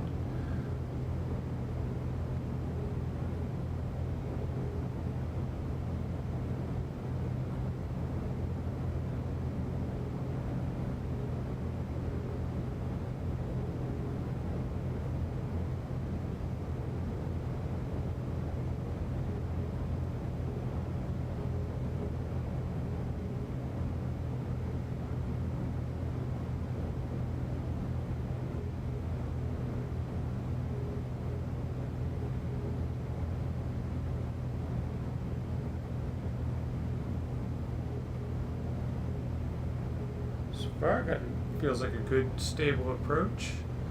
Tiny bit low coming in here, but we're going to hit right on the touchdown zone. Start to reduce the throttle a little bit. Center myself up a little bit. Looking down the field.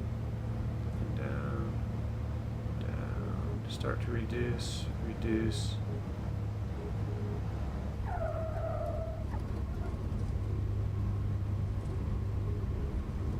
Not bad. Touchdown 75, 80. Could have been maybe a tiny bit slower.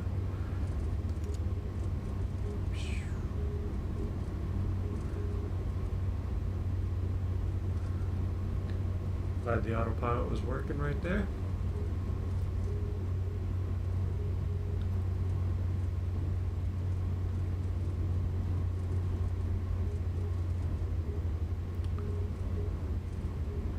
Thought they said it was a 3D airport, but I'm not seeing any. There's stuff over there.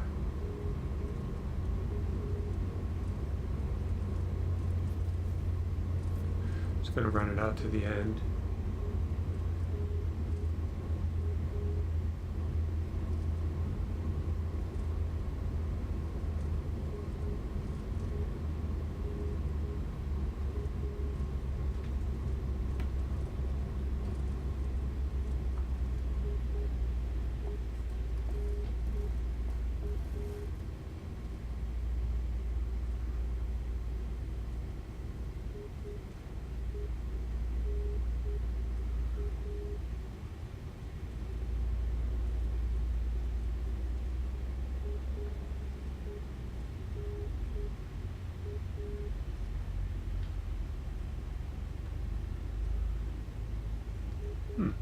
This looks like a 2D runway, 2D airport. No buildings in sight. There's probably one on the org that I'll have to check out.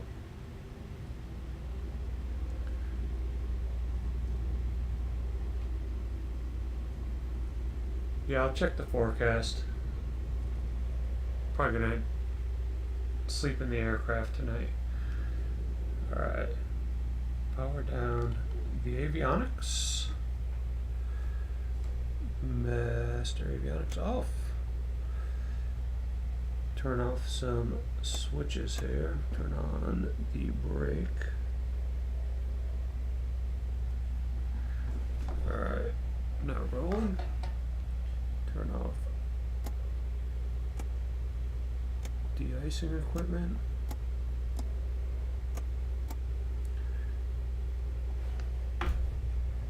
Idle, cut off. We'll do that, and